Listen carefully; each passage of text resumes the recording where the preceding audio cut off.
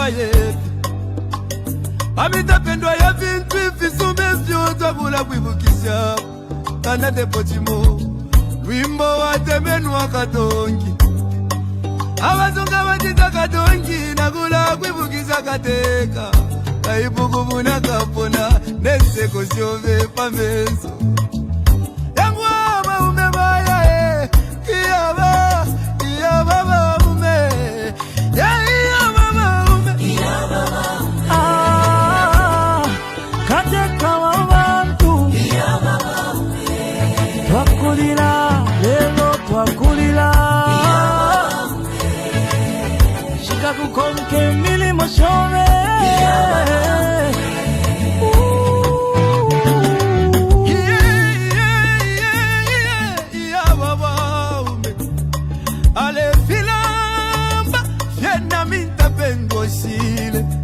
eti kume mo kulondolo la vale lilo mwingi iseko wingi mwakwete iseso wingi mwakwete mwaya mwende wino tata wesu katushi muchi wakege wali bomba kale lomba mwatuja tuleli lake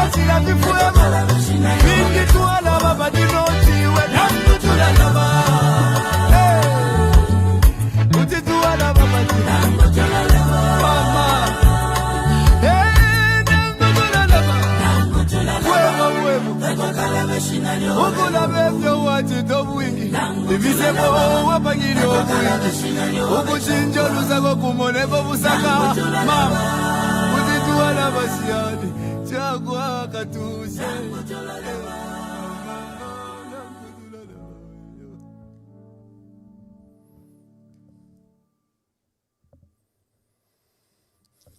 Wonderful day that the Lord has blessed us with. It's Tuesday, 14th October 2025. Thank you very much for joining us on this broadcast. Share it. There's a new concept, an independent presidential candidate. Is it possible? Many people were shocked when Chiengi, independent member of parliament, Honorable Given Katuta Mwelwa, announced that she had intention to stand as a presidential candidate, but not on any political party, but on as an independent, and people were shocked. I remember that State House, chief communications officer, specialist as he calls himself, Mr. Clayson Amasaka, immediately mocked Honorable Given Katuta that, look, in Zambia, the politics have just degenerated in the opposition. People can even think that they can be presidents as independents. And we all jumped on Clayson Amasaka's ignorance because he was not aware that in 2016, the clause for presidential candidates that say must be sponsored by political parties was removed. It paved way for now what we will likely see in the 2026 election, independent presidential candidate. So today I'm privileged to host our Honorable Given Katuta Mwelwa. She's a member of parliament for Chiengi. She was an FDD member of parliament, the only FDD member of parliament in the country and in Luapula and in Chiengi. In the last election, she stood as an independent, experienced parliamentarians. So let's just go for a short break. Then I bring on Honorable Katuta Mwelwa. We discuss our ambitions.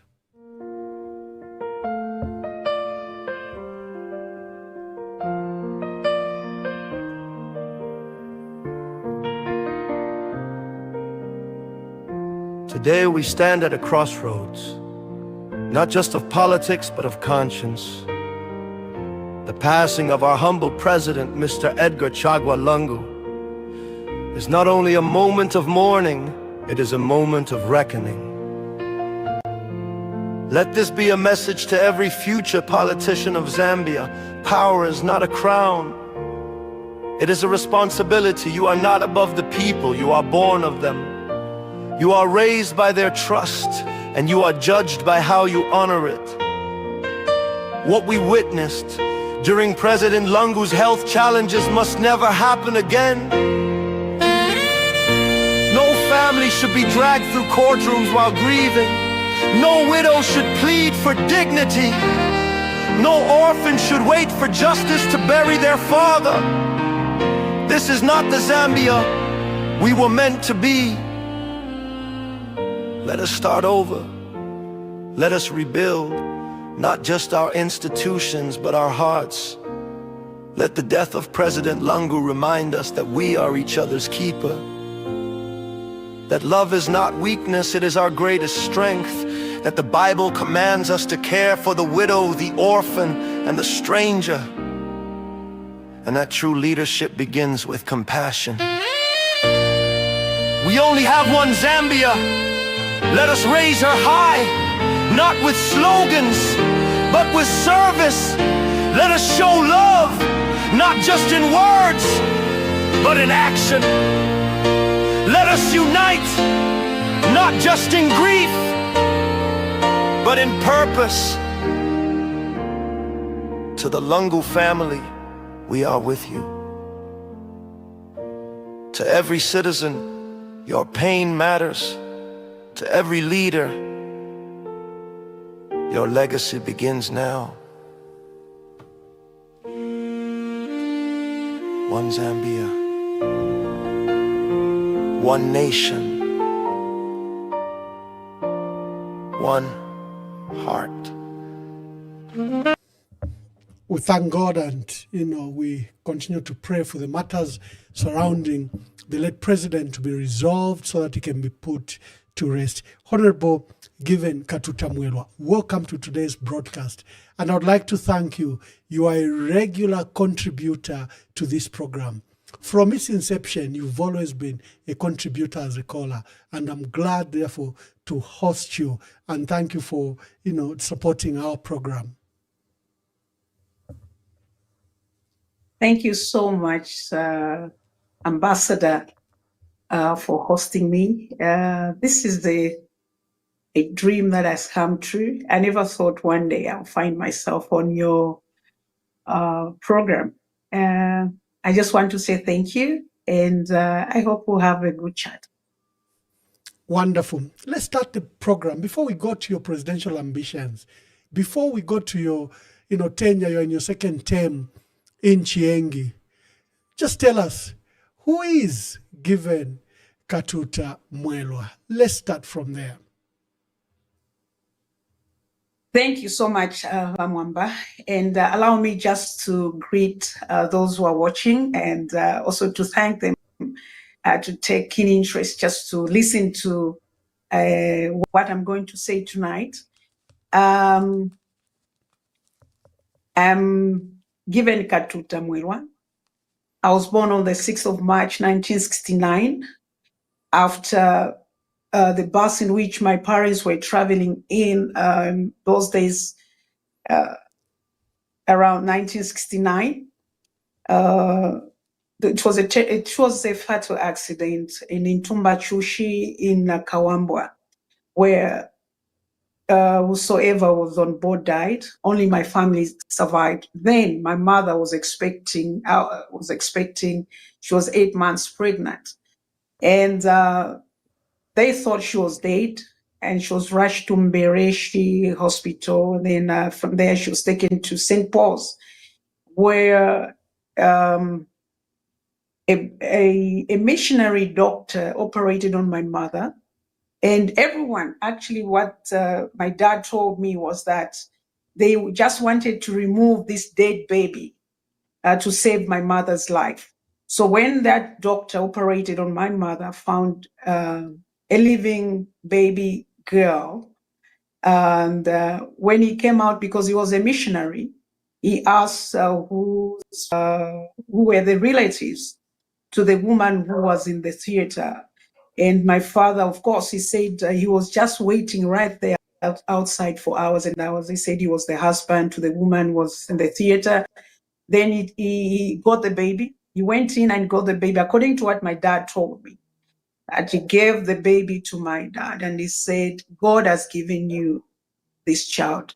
You call a gift from God, in whichever language that you can use, but this is a gift from God, because there was no fetal, whatever they call it, and they thought I was dead. And that was on the 6th of March, 1969 at St. Paul's. And then from there, my mother and my father, after some, of course, maybe some months, they proceeded going to the village in Chiengi. In the olden days, parents, when our parents used to take their wives back to the village whenever they were expecting. So unfortunately, that's the time that they were involved in that road accident. So when I was growing up, I was growing up a person who had always been independent. My father was a strong unipist. In fact, I would say I've taken over from him. He used to be a counselor. At the same time, he was a head teacher.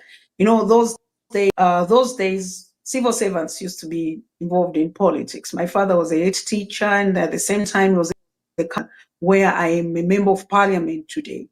But in my entire life, may the soul of Dr. Kenneth Kaunda rest in peace. I didn't like him. I don't know why, because my father, that was like his idol. So that when I was just growing up, is one of the things that my father really didn't get along with me about, and used to beat me. And actually, out of the 15 children that my parents had, I think I was the most beaten child, because really I believed in myself. Though they used to say I used to be very needy and I was like a tomboy, but it's just what I believed in. And I went to Pika Primary School. That's why I started my grade 1 and Pika Primary School, where my dad was a head teacher. Those who know my father, they know him as Mr. Katuta. Honorable Katuta, just repeat those interesting facts. Why were you a subject of discipline by your father? Why were you among the 15 children? You were the Mwaripula Mofengo Munwe. Why? I'm the 8th child of the 15 children. I don't know. When I was growing up, I always believed maybe that I always did things independently, which my parents perceived to be being rebellion. And so I was like considered as a rebel. I used to do things that, some of the things that I remember doing, I even laugh at myself at, wow. And my prayer was that none of my children should take after me. Was really Mwamba. I was something else. Sometimes I look at the scars I have. To an extent, imagine when I got hurt, my father, instead of taking me to the hospital, he started, relating, thinking that now I would try to be a good girl. But I think, when I was growing up, I was just growing up. I never used to have girlfriends. I used to have boyfriends. You know what I mean? I never really used to mix with like, my gender. Or like Because I when don't you were know. growing up, your friends were boys, not girls. Yes. Okay. No. Yes. So I was really a tomboy. And those who know me, even from Kasama Girls, they'll tell you the same story. Those who know me from Mbulu Primary School, they tell you the same thing. And that made me, because I really love challenges. And I like the things that are daring. And those are things that I go for. So one day, my father, I'm just in Bemba, we saw Supawila. So, like I've mentioned, I'm the 8th child of the 15. And when it was time for me, in fact, to go and start grade 1, my father had been sent to Chalimbana for some further studies, So what I did, I was only 6 years old. Those years, they never used to allow anyone who was below 7 years to get into school. We used to put our hands like this, and then if it reaches the other side, then you qualify to be in grade 1. So what I did, I went to the deputy head and those who were responsible. Then my father was not there, as I've mentioned. I lied to them. I told them that my father said, you should register me in grade 1. And my mother didn't know, actually. My mother was a marketeer. She didn't know that I'd gone to, how can I put it? Is to intimidate the teachers that my father had left instructions. So when my father came back, he found that I was in grade 1 at the age of 6 years. He wasn't too happy with the teachers because it was against the rules then, or the laws then. So, and the teacher said, but she seems to be doing well. Because then before you'd start writing the book, we used to write first on you go on the ground, they make sure that you learn to write there. Then they give you that a small board, and then when you started writing the books, it means, but I did that in a very shortest period of time, and I was doing better than those who were 7 years and 8 years. So they convinced my father that, no, just leave her, she's doing well. So from Mpika, we moved to Ndola when I was 3 years old. Then I moved to Mbala with my elder sister, went to Mbulu Primary School, Kasama Girls Secondary School. Then I moved again to Lubuto Secondary School from grade 10 to grade 12. Actually, I was among the first grade 8s. We were the first grade 8s, we were the first grade 12s. So when I finished school, I didn't get good results to get me into the university. I really wanted to study law. Unfortunately, those years, Bamwamba, unless you had 12 points, something like that. But I had something like 20 points, so I couldn't get into the university. So I told my immediate elder sister, may her soul rest in peace. I told her we need to go and look for a job. And we were told that, no, if you had just completed school, there was no way they could, give you an employment. But I found myself in ZCBC. I went there, Nokupama Sana, and I was told, no, Takwete trade or what. I was the first grade 12 to be on those machines, Fidefma machine, ZCBC. Ni ZCBC ya Ndola. Kwisoko Mwaile. Which ZCBC was this? Yeah, kumpa Tamato. Oh, in So Nwansha. I went. Yes, I used to live with my late sister. She was a nurse at Ron Hospital. So I just finished grade 12, and my results were not the results that would take me to university. So, those days, it's not like nowadays, as long as it's 5 O levels, you can get into the university. And so one day I woke up, I told my sister I'm going. And I was just in Patapata, I'm a tropical fair enough for it. So I went to see the manager in Patamatu, at Patamatu ZCBC. I said, I'm looking for a job. And this man looked at me, asked me my names. I told him I was given Katuta. Then there was an area manager at ZCBC. He was Mr. Katuta.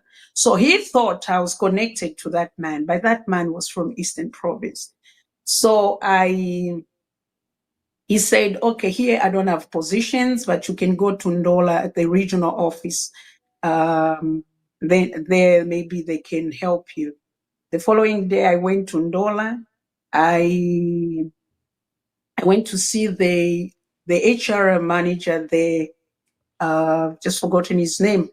So when I went to see him, just the name Katuta, I thought I was related to Mr. Katuta then.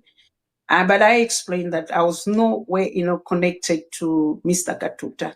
So he asked me why I wanted to work in ZCBC when I was a grade 12. Then there were only the Form 3s or those who were grade 7, something like that, who were working on those tills or to the shelf packing.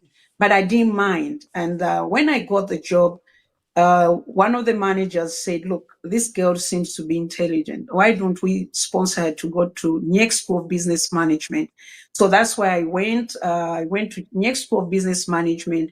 We were 41 and 41 students. I was the only female. So 40 were males. And then one was this given Katuta. So to me, I didn't find a problem with that. After all, that's my life. I grew up just among, males. So from Nyek School of Business Management, I was given a position of trainee manager at Kitwe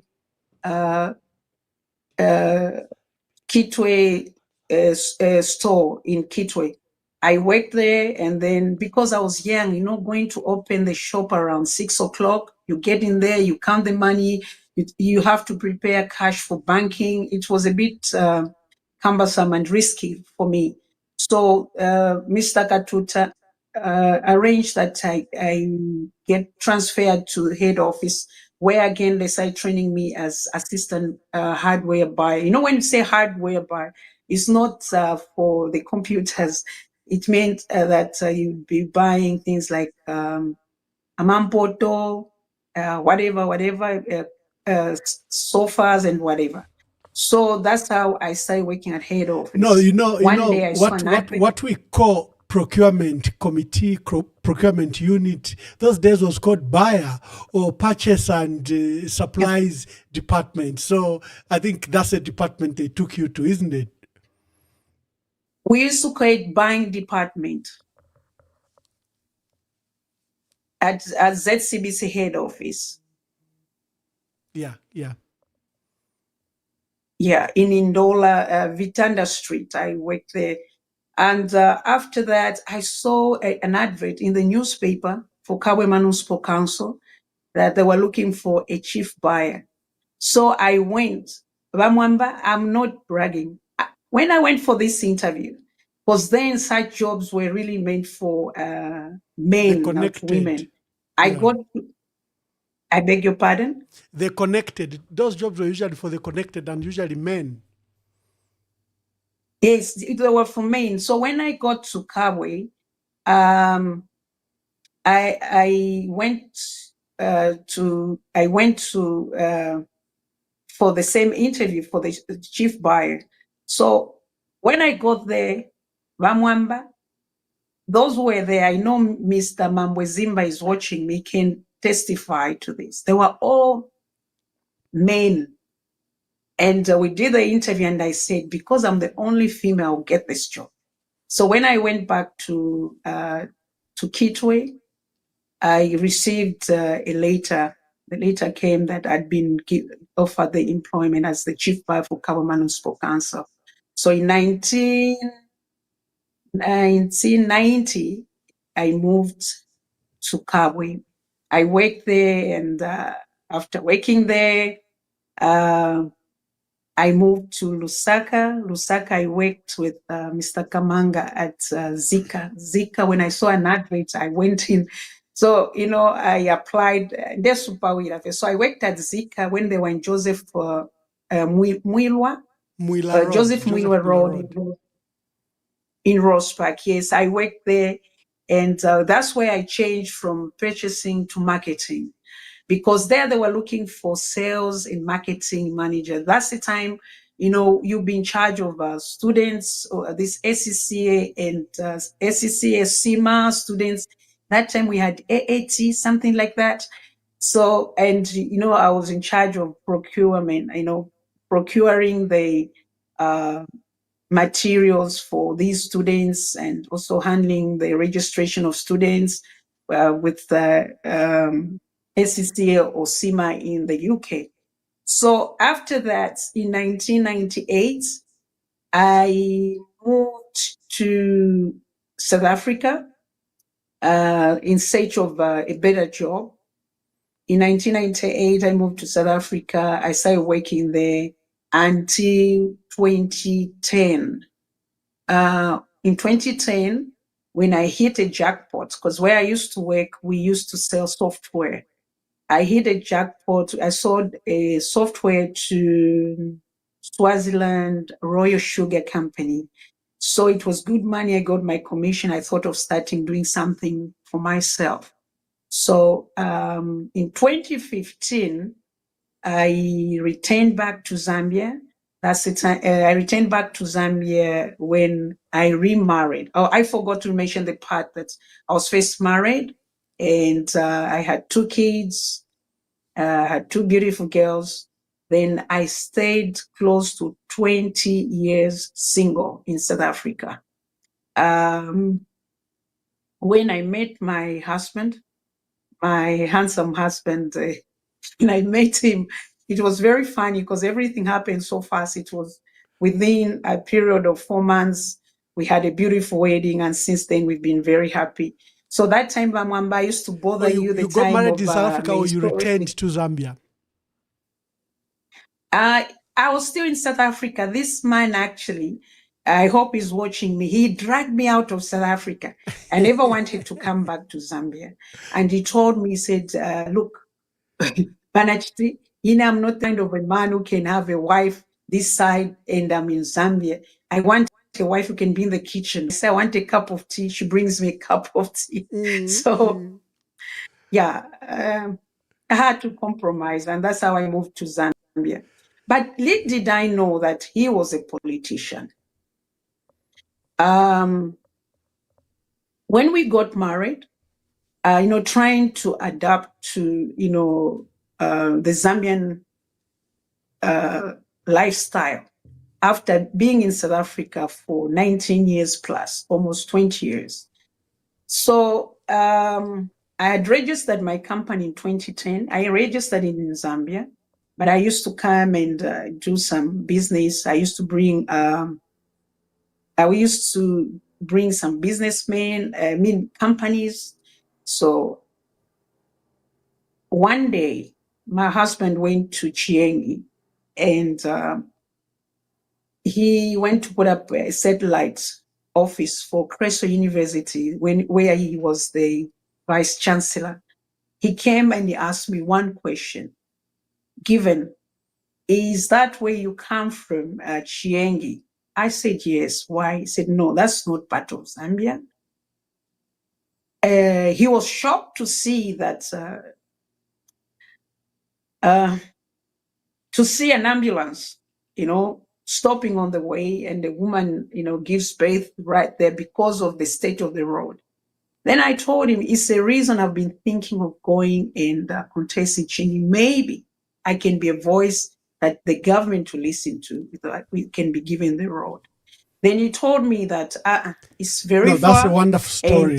So I'll take you for a small commercial break, and I want you to set your camera, reduce the overhead a bit. So we'll go for a break. Then you tell us that decision to stand as a member, independent or FDD member of parliament, as a member of parliament for Chiengi. I think that was a momentous decision in 2016. So the only reason we are going to break is I want you to put your camera properly, because when I put, these what we call crawlers defining you here, I'm having very little headroom. And it's like this week I'm having a lot of people from NIEC Business School. Professor, Jones Kasonso started his college at NIEC Business School. Wheeler Joseph Mdolo, who I was interviewing the other day, was at NIEC Business School. I know a lady from the bank who started her work from NIEC Business School. And you, from NIEC Business School. I wonder what it is with NIEC Business School this week. So, na Munshinguruk, I think you are calling each other. Atinakuri Mwamba Kutumwaya. So let's go for a brief break and just adjust your headroom and then it will be done. Senta yonse kumufurila kanko fatingara karefi yonse mure muna mwe bantu yonse chiranganda myuki fire konse oku yonse mure muna kuri white mwantu ni senta kwaba dokutwipa yoku chimwafumya senta ya msango efi government mwantu munola kesho pali senta imwafumya lero munafo kutwipa konse oku mure muna mwe bantu konse oku white ni senta.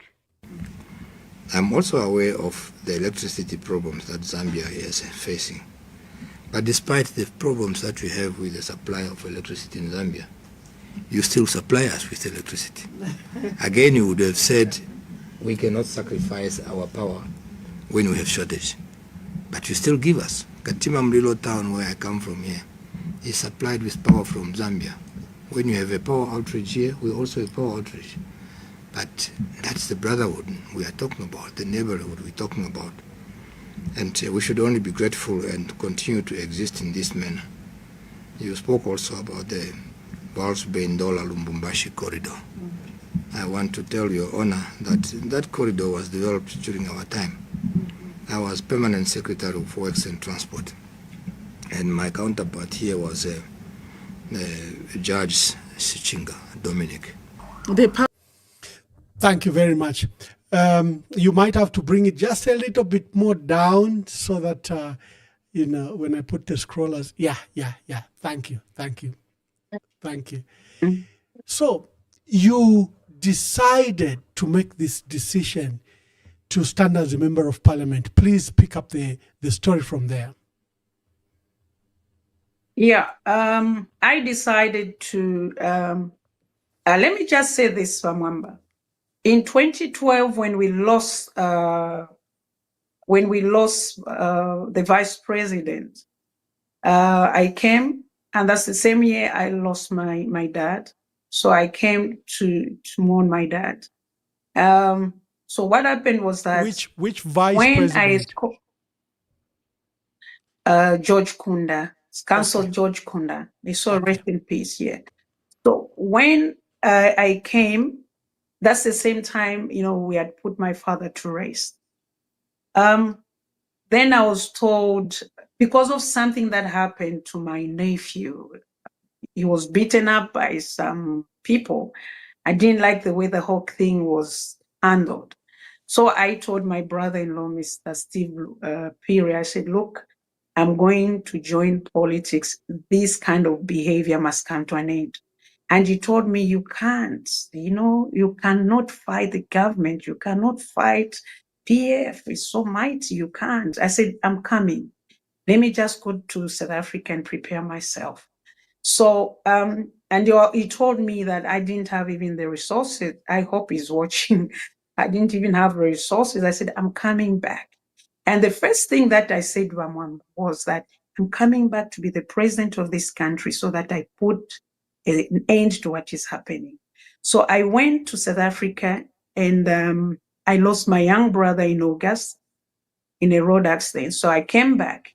The time I came back, before that, I started looking for a party that I could join. I went to Narib to Council Chipimo. And because I was looking for a party that was sober-minded.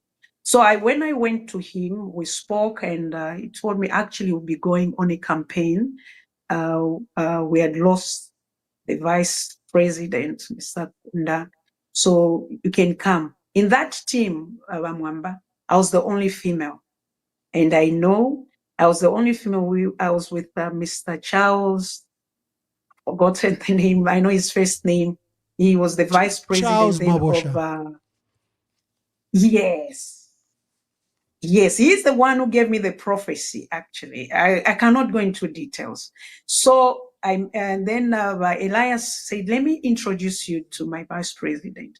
But we are going to Serenge to campaign for for our candidate. The candidate, then I think Mr. Msondo something, who used to be like the PA to the vice president, I think in the parliamentary office, something like that. So that's how I joined, and I told them, actually, I live in South Africa, but when I come back, I can get you Chenge's seat because I grew up there. My father was this, my father was that, and I can get that seat for you in 2016. So that was 2012. So when we went to campaign, I saw what was happening. There's something that happened. Really, I was scared because I used to move with my last in the same vehicle, my last myself and the driver. Then I told my last, I said, no, I cannot come back to politics. In fact, I forgot one thing. Sorry, bear with me. I started politics when I was 19 years old. When I used to work for ZCBC, we were the ones who did a lot of groundworks for underground work for MMG when it was a movement. Those were in Ndola. I end there. So, because the whole thing was just, remember I said I didn't like UNIP. The whole thing was just to get rid of UNIP. I remember one day when I got home around 01:02, my parents thought maybe I went to do some things. They locked the gate. And being a tomboy, I jumped over the gate, and my father almost killed me. But I was about 19 years. So let me go back to how I got interested. So after that, Mr. Mawoshe said to me that there's no returning back. I said, no, I've stopped politics. I even went back to South Africa 2012. And after I lost my young brother, August 2012, I came back. And I came under the same ticket of NAREB. I started campaigning for NAREB, mobilizing for NAREB in Chienge. So I went back, I decided, I cannot go on with politics. Then 2014 is when I met my husband, Papa Radisson Blue Hotel. Don't ask me so many questions, how I met him. So 2014, 2015, I came back to Zambia. 2016, that's the time my husband was asking me if that was really my home village or that's my hometown. I said, that's where I come from. I told him I needed to go and stand. He told me it's very difficult. That's PF bedroom. I said, can't you, because he has always been PF actually. I said, can't you put in a word for me for your political party so that they can adopt me? I can sit. So he tried his best, and I know things didn't work. And he said to me, okay, since you really want to represent your people, what is important is to get you on the ballot paper. Mwamba, I didn't even know the meaning of a ballot paper because I'd never voted in my life. I'd never voted in my life. I remember at ZCBC, I almost got fired the time of UNIP, being a manager who never wanted to vote. I never voted. I didn't even know what a ballot paper looks like. So he said, I'll get you on the ballot paper. We didn't have enough. We had vehicles at home. So we had 2 vehicles, which we loved. I'm a Jaguar area. So he got one Jaguar, his Jaguar, and he got another vehicle in some savings. He said, okay, I'll sell this vehicle. You can go. But looking at the campaigns, this is not enough, but this is what I can do for you. So he raised the other monies, and he said he will not borrow from anyone. So he managed to get the monies and this and that. And that's how I went to Chiengi. So when it was towards nomination, I didn't know that I needed to have polling agents or what and what. My husband did everything for me. I'm really grateful to my husband because I just knew how to talk. I had good language. I'm a marketer by profession. So I knew what to say to people, and what I refused to do, was to tell them lies or to promise them heaven on earth. And I was told, Chiengi, you can't, because people there, they're used to money. They're used to money. So even when I would be passing, people would do this to me. And I would say, I don't have, I'm poor. They would do this to me. But I said, I'll get this seat. So I started with civic education in Chiengi. I taught people their rights and why they should not allow any politician to use money to get them. And it went well. And I won, of course, 2016. And how I got the 2016 adoption, I was sleeping actually. Around 04, I received a call from the then Deputy Secretary, it's SG for FDD, asking if I were given Katut. I said yes. For those days, I never used to switch off my phone.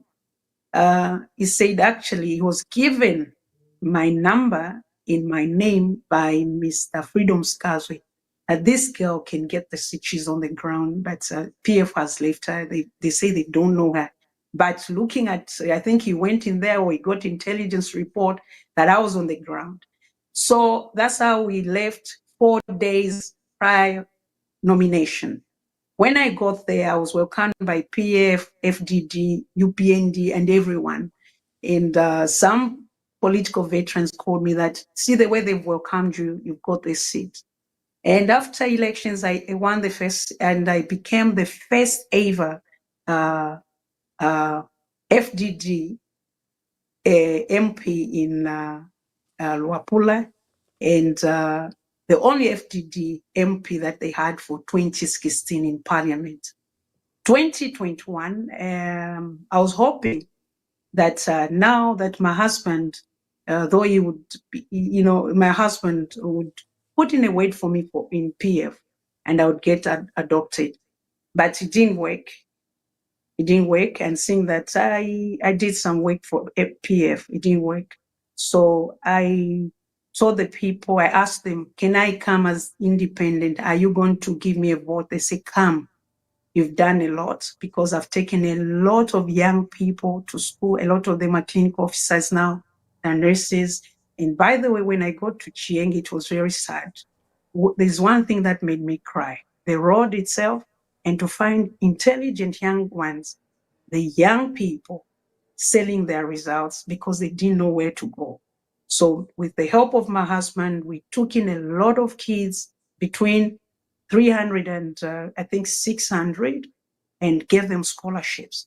Most of them, some of them, I'm proud to, when I go to see them, from being clinical officers, they've, advanced and now they're medical doctors. I'm a very proud mother to these young people. A lot of them I can show you, I can share photos with you. Others are now secondary school teachers, primary school teachers, and nurses. Those are the ones we helped with the help of my husband. So when I went back in 2021, you when were I a went disruptor, an MP in the rural area. And Chiengi itself, it has patriarchs like Katele Kalumba and Chief Puta, Senior Chief Puta. How did you navigate with these stakeholders? Did you seek their support, or how just did you win? A female candidate, not coming from the ruling party and standing as FDD and later as independent. How did you navigate around this ruralmost constituency? I must bring it to your attention that the current senior chief Puta is my nephew, my late cousin's son. But I want to tell you something. I don't believe in connection. I believe in God. I'm a firm believer that if God speaks, I have to go for it. So when I went in, I was told, I went to see my brother Vakateri, and he told me, he interviewed me. We sat for almost I would say 4 hours or 5 hours. He was trying to engage me and to see, and he told me, no, you're not ready to be a politician or an MP. You are too soft, you are this. I told him, no, I can do this. I can. And the first thing that he asked me, so what do you want to do? I said, the first thing I've brought here is what my father told me. You cannot separate education from development. It's impossible. If you have uneducated people, then forget about development. So he said, here, I don't think that will go well. But because of that, it worked. And Vakatele didn't support me, not even my nephew, the senior chief porter, because PF had adopted my nephew, the immediate young brother, to senior chief porter. So it was the aunt and the nephew battle. Battling it was it the out. battlefield. Yes. So they never helped me in any way. It was just the grace of God. And with what I believed in, Mwamba, as you're aware, I'm a reverend. I've not been born again today. I've been born again for the past 32 years. I was given a prophecy. I even forgot about it because I went through, remember that moment when I would call you for help? I'd gone through so much pain. So the future of becoming what I was prophesied to was nothing even to talk about, not even to think about, because the reality was totally opposite of what I was told, that Now, one day this is what let me just dwell briefly on this. Having interviewed various presidential candidates now and before, and having walked this path, I can confess that many of them are saying that they've heard from God, that God told them to do this. And here you are invoking a prophecy on your life that you were told many years ago that you walk this political path, that you'll be an MP and probably a president. Just tell us about this prophecy in your case, since you've attributed to it many times. What I know is the people behind the scenes who are standing as presidents, all of them are invoking that God has told them, God has directed them to, but they have not said it on this program. Now, because you've referred to it 3, 4, 5 times, maybe let's discuss it. Thank you. Mwamba, I want just to bring it attention to the believers and those who understand. I'm not ashamed of my background. You know very well, I was once a beggar. I would plead with you to connect me to the late President Chiluba, because I've been in a situation where I'll have nowhere to run to apart from God. I'll tell you something. When I was told, and I want to put it very clear, that one day I'll dine with kings and presidents. Imagine you're being given that prophecy and you are in Matropico and you have Wamanga, and there's nothing that you can even say is true, this will happen. When I was given again this prophecy on the 13th of January 2013 by Mark Lorraine Cohen in South Africa. She's a white woman, but a prophetess. Still, there was nothing for me to believe that this could happen, because I never thought I would even become a politician. I remember also my father, one day, when I took him to South Africa, he was watching Condoleezza Rice, something like that woman. My father called me. He said, Vamayo, naimwa mukabanga wewini. Then I laughed. I told him, I know it's been your dream. I even reminded him how he used to beat me when I was young. I say, I know it's been your dream that one of us should be in politics, but this is not my area. I hate injustices. I would rather study law. That had been my dream, so that I can, stand for other people's, other people who are being oppressed. So when I came to Zambia, some of these prophecies that have been spoken over my life, even the time I was 12 years, I want to take you back. In Imbala, those who grew up with me, I cannot be mentioning some names here. I was in Sunday school. The man who died at the age of 100 plus, a former UCZ bishop, Mr. Scaswell something, he prayed for me. And I remember very well, it was the time of Youth Week. Youth Week, the Sunday school would preach. He prayed for me. in that office. I don't know what they call that office at UCZ. I grew up in UCZ. And he gave me this prophecy. That was the first thing, but I didn't know it was a prophecy, where he prayed for me that I would be great. So to me, I didn't even, I was coming from not a rich family. So I forgot about it. Again, I had this prophecy until the 2013. The 2013, again, I forgot about everything because really it was hard. I'd lost everything. And even my husband married me up to now. Sometimes we laugh how we met and this and that. So talking about the prophecy, I am a firm believer. Even recently, there was a man of God here in Lusaka. I don't want to mention his name. He prayed for me and he gave me a prophecy. But to me, as far as I was concerned, this might take maybe after 2036 or something. Okay. But when I came to announce, okay, before that, I've been giving counsel to people who are in the opposition to see to it that they should do it for the Zambians, not for political parties, not for themselves. If this step is not taken, Zambians are going to cry after 2026.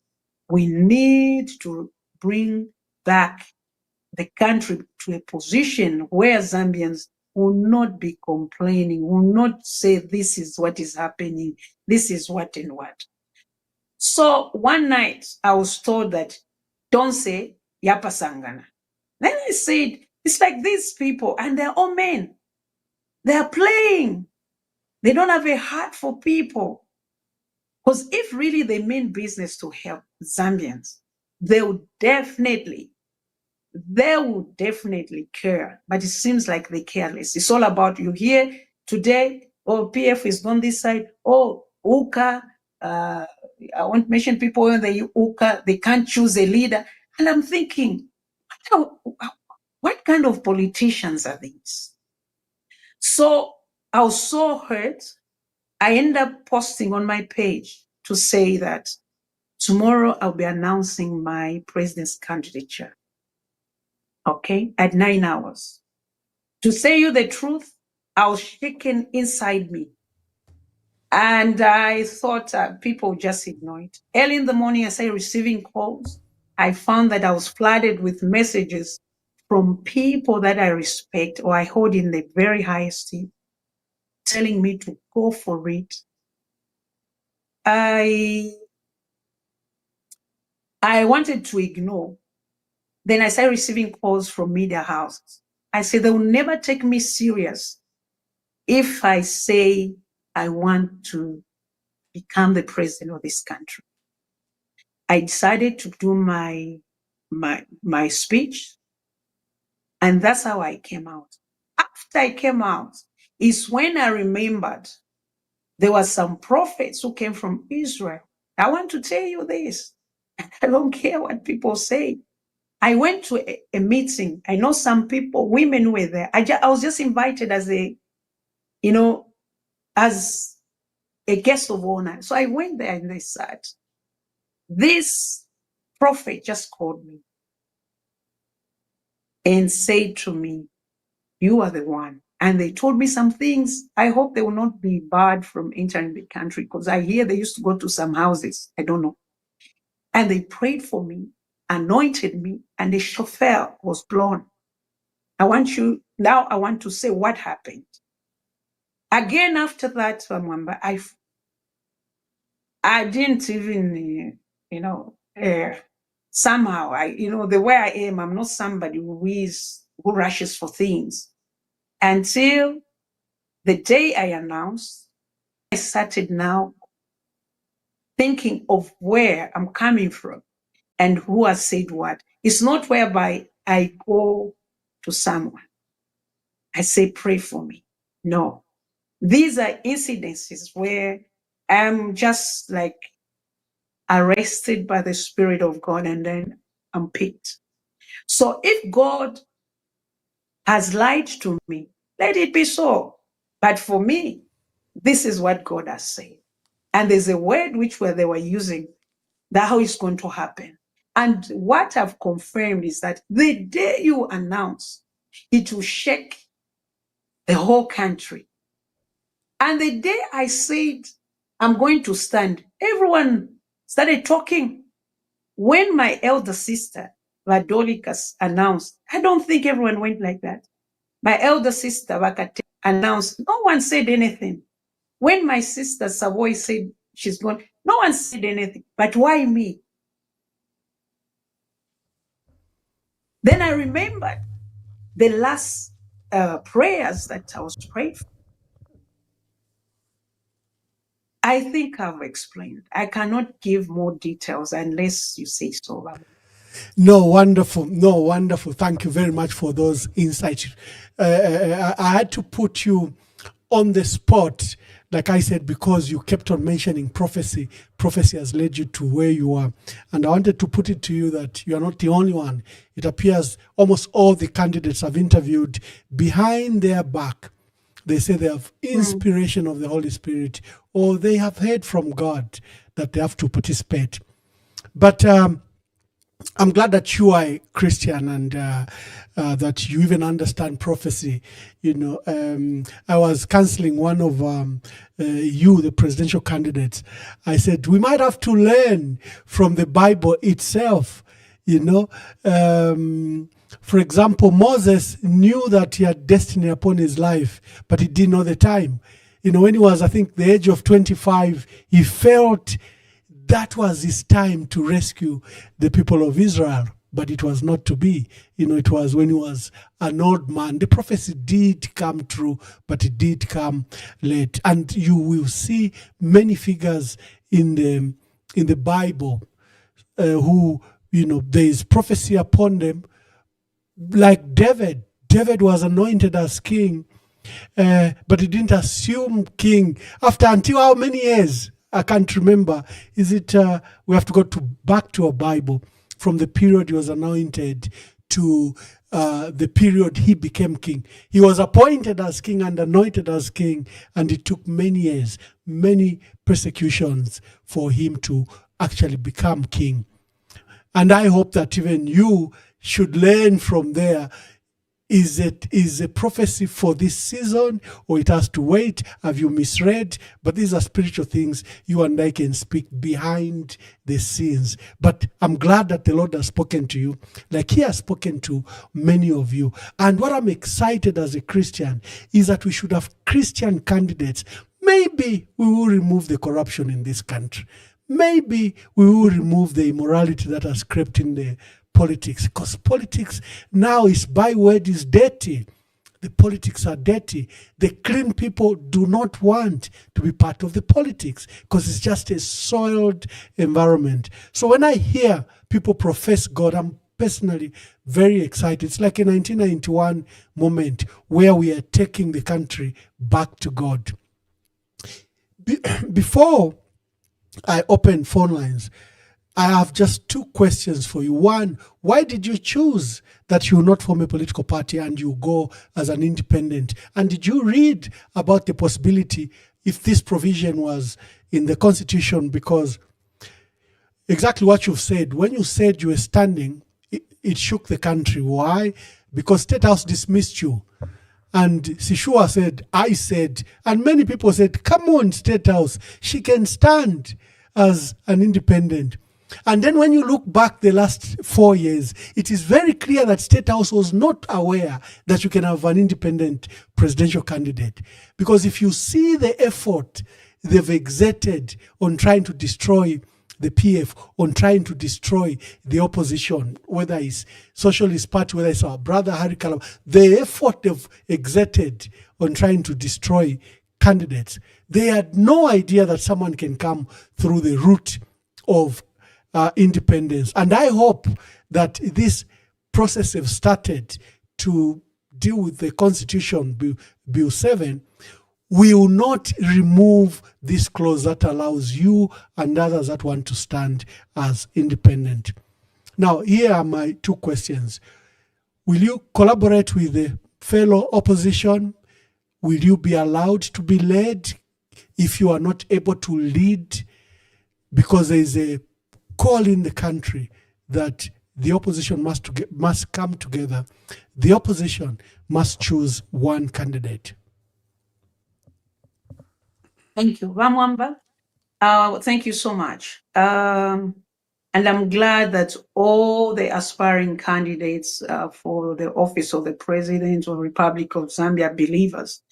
It's a sign that we are all crying for restoration of our nation back to Christ. Mwamba, I want to say this.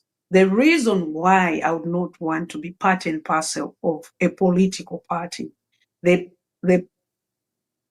political party system is broken. That's what has even led to where we are now. The corruption that we're talking about is because of political party. This one comes into power, wants to entertain the cadres. Because of the political party, people are now in competition. They have to go and get the sponsors who come and demand their heads. Because of political parties, this country is divided. If I am given Katuta, I'm from the northern part of the country, it means I must belong to a political party which is formed by someone from this northern part of the country.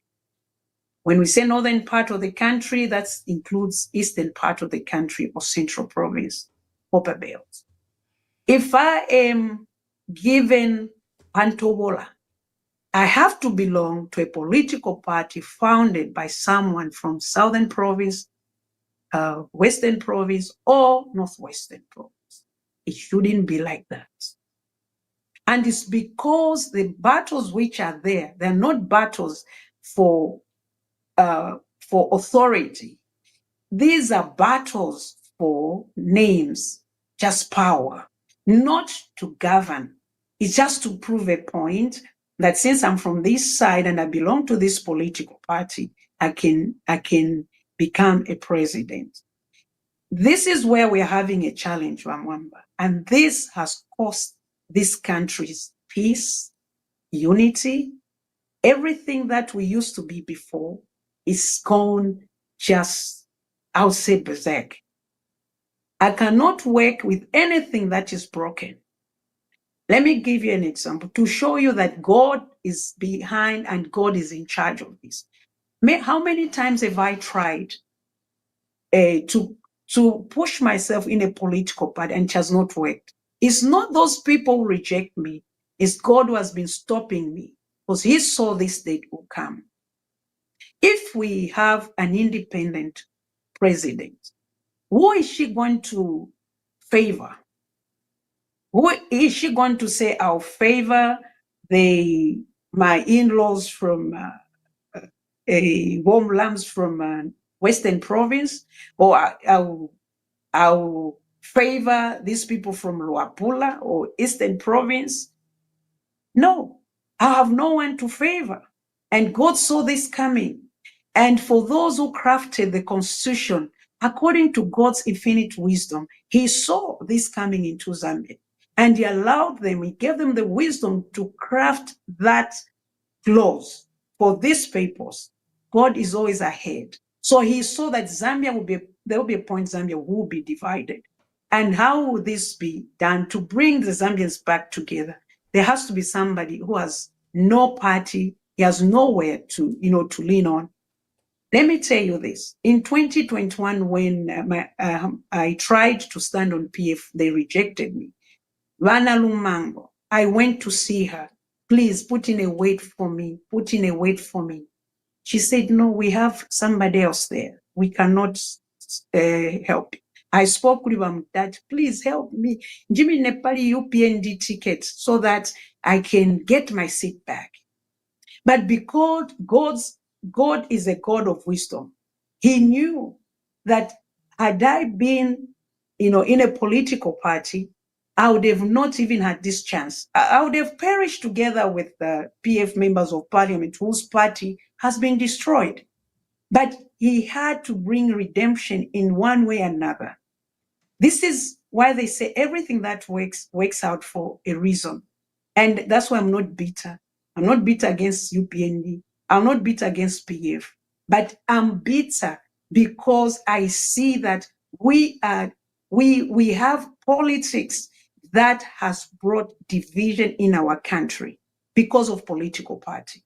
Where will I stand to favor anyone when I'm just an independent, or if I have independent MPs?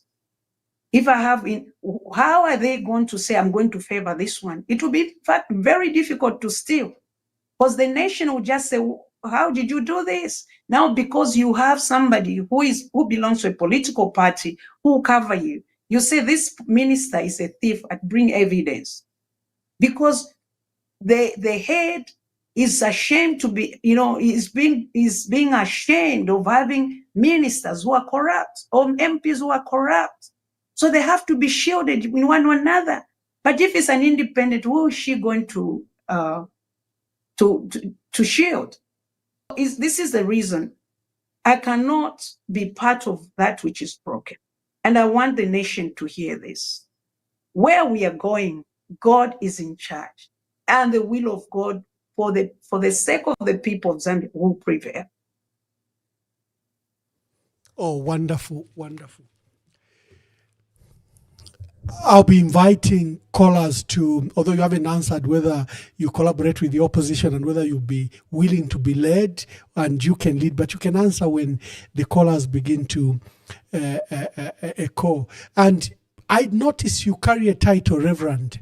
Are you pastoring a church? How did you become a reverend? Are you a honored reverend, or do you actually are a pastor, an active pastor? Thank you, Mwamba. I am a reverend ordained by Bishop Chitundu. And we are pastoring a church. My husband and I, we have a ministry called the Fourth Man Ministry, taken from Daniel chapter 3, verse 25. Oh, wonderful. Okay. Dear callers, the lines are open. You can call. We are hosting independent presidential aspirant, Madam Given Katuta Mwelwa. So I'm encouraging you to now call. If you have any questions, this is a time to raise your questions. She's aspiring to be among the presidential candidates for 2026. She announced last week that she will stand as an independent. We seem to have a first caller. Yes, caller, please tell us your name and where you're calling us from.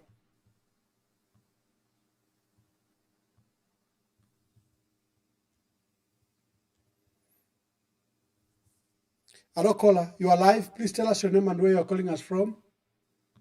Thank you very much. My name is Freddie Mtalite Matema. I'm calling from Birmingham. Yes, Freddie. To begin with, I should thank you, Honorable Mwamba, for bringing this lady here, Reverend Honorable Given Katuta Mwelwa. I think I should first start by saying I agree with this lady completely when she says the political party system is not working. I've for some time been saying this opposition party politics that we have pursued is not leading us in the right direction. Where it comes from and where they are using it, like in America, we saw what happened at that time when the Capitol building was stormed. I live in the UK and I'm observing it. I don't think it is functioning properly either. Now, in Africa, where we are tribal people, we may try to bury our heads in the sand, but eventually something is going to crop up. I think we should examine this political party system, and especially when we use opposition. I think this word opposition is not godly. Actually, I think it is something to do with the devil. We should be looking at uniting. And the idea of this lady not being affiliated to any party, I think I like it, because it may just be the medicine that we need to heal our nation and to heal our continent. Zambia is heading in the wrong direction. Whether we like it or not, there is so much division, which I think needs to be addressed. And the person who can address the issues of Zambia should be independent of any affiliation like this lady is. The moment we say we are affiliated to opposition party of one kind or another, we are heading in the wrong direction. The one that we started following from the time Kaunda was there, that so-called one-party participatory democracy, in my own view, was not a good one, because it did not allow people who had different views to participate. What we need is to bring ideas of people that are thinkers, those who purport to be leaders, who are affiliated as of now to different parties together, so that we find out what we can benefit by bringing their heads together. What we need is what I call synergistic thinking teams. Probably we change terminology. We remove this aspect of parties and not look back or around to see, no, in these other countries they're using parties, why should we take it differently? We should, because we've seen what the results can be, and these are what we are seeing now. I won't say much today, but I think I'll be in contact with this lady and I'll give her more ideas, because I've been pursuing this field of study for many, many years. I'm 61 now. Thank you so much. And thank you so much, Lady Katuta, for your courage. Thank you. Thank you Mr. very Mwamba. much. Thank you. Thank you. Let's receive more calls. Let's receive more calls. Let's hear Fred from the UK wants your number, and she wants to participate in your idea and vision. Hello, caller. Please tell us your name and where you are calling us from. Good evening, Mwamba. This is Wamungonge. Yes. Good evening, Madam Katuta. Mwamba, therefore, I want to clarify, we know, Paliopona Chunkopo Vachirandati, Gachakwevati, Valimine, Vavastria allow particular PF. Navena, Navachita perishing if you are Pizva, PF, perish, so therefore, I want to clarify, we know. Anyway, she was still more perish. Then, two, to my understanding, Chakweva Chuaima, therefore, as a president, either independent or in a political party. Number one, if we are to observe the situation of our country, what is happening. To my own understanding, Palino Stefan Stika, the big example is the Charoko train that the PF, because if you are a PF, you are government, therefore, changing your Cuba. Marionaula, democracy. So, before Marova, Nangore, independent, but I can love Kwevati, but understand if you are opposition, main party, probably attacked by the ruling party, Lord was not very enough for the because in Gatatuika Tene, which means it's to Apsumona, Charoches, Pantona, Tomonavonsa, Toko Chrea, Yakueme. But Pali, let's take clarified Pali, Paman Peas, and Chufavalanda, and Engana Mina, la list of parish, so to us, Taco clarify, we know. Papa, understand. Thank you very much. Yeah, let's take as many calls as possible. Thank you for your interest. Hello, caller. Please tell us your name and where you are calling us from. Yeah, good evening, Mwamba. Good evening. Good evening, Madam Katuta. This is Stephanie. I'm calling from Lusaka, Zambia. Hello? Please continue. Make your contributions.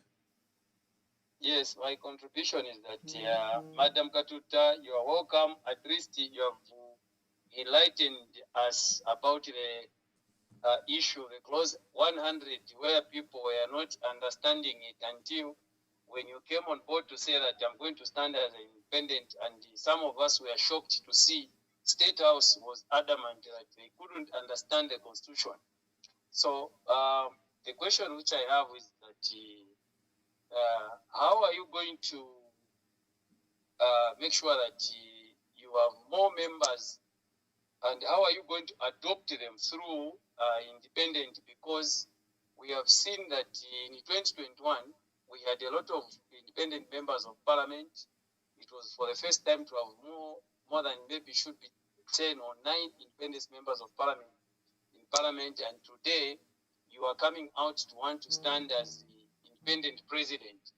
Then how are you going to manage? Because we have heard UPND, they are saying that they won't manage, they won't accept, I know it's in their party, but they are saying they won't accept others to stand as members of parliament or as an independent. They will make sure that they will deal with them. Because UPND, they always speak as if they are talking about their political party, but eventually it will still come back unto yourself, because we have seen it how PF has been treated. So how are you going to defend yourself? Because I know it will still come back to you. If you have observed that State House was jittery immediately when you said that you are going to stand. So meaning there is a plan B for them which they are organizing so that you can't be on the ballot paper. So that is what I want you to elaborate more. Thank you. Thank you very much. Let me see if we can take some more so that we give the Honorable Katuta room to answer the questions. For all those that were calling earlier, just quickly call so that we take your questions and allow the process to, allow Honorable Katuta to answer. We are hosting aspirant to stand as an independent president, Honorable Given Katuta Mwelwa. She's currently a member of parliament for Chiengi. Chiengi is at the corner of our country.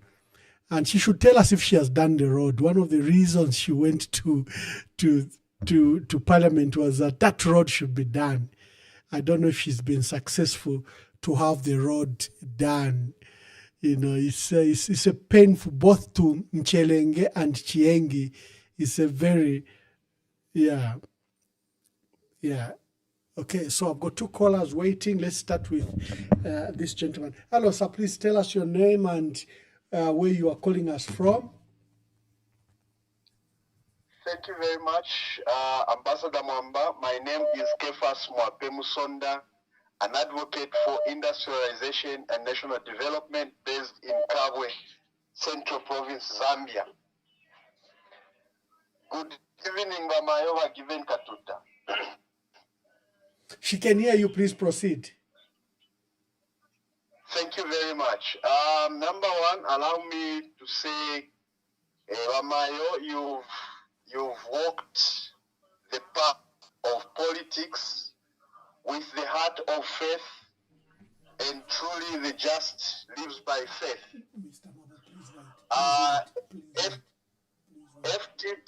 FDD, hello? Continue. Hello? Thank you very much. FDD came on the limelight through Madam Nawakwi, and we are told in 2016 you contested under FDD and built your political career through and through until 2021 you stood as an independent member of parliament, which is very rare for women to contest parliamentary seats as independent. I have a few questions to make to you, and hopefully that you respond to them in a faithful way. Number one, we are crippling with load shedding in this country. We only remaining with about 6 months when parliament is dissolved. If the Zambian people gives you the mandate as Republican President of the Republic of Zambia, how are you going to eradicate load shedding? Number two, you have seen the way former leaders have been followed. Some of them are in prison, some of them are appearing in court. You are also appearing before the courts. In case the other way you find yourself on the other way of the law, you are sentenced to prison because of your declaration to contest as an independent presidential candidate. How should the Zambian people receive that message? Lastly, how best are you going to help the farmers? How best are you going to help the farmers in terms of revitalizing the so much talked about agriculture, which should be second to the economical mainstay, which is the production of copper? We have seen that the current government has also, whilst in opposition, promised the people of Zambia that when we form government, FRA will be paying you within 48 hours. This year, people that delivered maize to FRA, it has taken almost over 3 months. How best are you going, because to help the agricultural sector to be resuscitated and to be maintained the way it's supposed to be? Please help me answer those questions. And how best are you going to industrialize the country, because Zambia needs to be an industrial hub. We are blessed with so much resources, and we are blessed with this peace that we are having now. Thank you very much, Ambassador, and God continue to bless you. Thank you very much. Hello, caller. Please tell us your name and where you are calling us from. My name's John Mabo, calling from Italy. Thank you, Mr. Mabo. Yes, I have a question for Honorable Katuta, Ambassador. Thank you. Please proceed. With the, I know that we have a lot of excellent people with a lot of experience in life and working for the government, from the private sector, everybody. But with the what's happening, the situation in our country, is it not a bit more wiser for some of these people with a lot of experience to avoid saturating the presidency? Because from your program, we've seen so many people aspiring for the presidency, and the issues with political parties and everything that's happening. What's her view on what's happening regarding the saturation of aspiring candidates for the presidency? Because it seems that we lost him. I think he's got a point that there are many candidates. Hello, caller. Please tell us your name and where you are calling us from. Hello? Yes, proceed with your questions or contribution. Introduce yourself. Professor Mutete, and good evening, Honorable Katuta. Thank you, Professor. Please make your contributions. Thank you. She has made a statement, and I can underline it, where she says she seems like she will not work with any other political parties, and she wants to become the president, an independent president. Normally, for Kipshakuri Natamlefaya Pakwamba Kubombana Nenu, Nangu Kwendela Pamu, Nangu Kutunguru Kubakunuma, Elo Mubumka Kateka as an independent, Mukapanga, Mukaforming a shani cabinet yenu, Natamlefo Bombana political parties Yambi. Baka Musuminisha, Ukusala Minister Venu, Mufipani Simbi. Open a pedera pedem quite. Thank you, Professor. Thank you very much. Thank you, Professor. Hello, caller. Please tell us your name and where you are calling us from. Hello, my name is Pumulos Tumbeko. I'm calling from California. Yes, Queen Pumi, and you are also a leader of your own political party in your right. Ask your fellow Yes. woman, your fellow contestant. Yes. Na mwashupa wana mayo. Mwaka wa bana mayo. No? I agree. Mwaka, the men just have to step aside. Anyway, thank you so much. Congratulations, Honorable Katuta, for this big decision, big and bold decision that you have made. I support you 100%. And before I ask my questions, I just like to agree with what you have said regarding how, politics have become like a battlefield. You said it best. I feel like that. I'm like, there's something missing in our political space. And, the true leadership has somehow evaporated.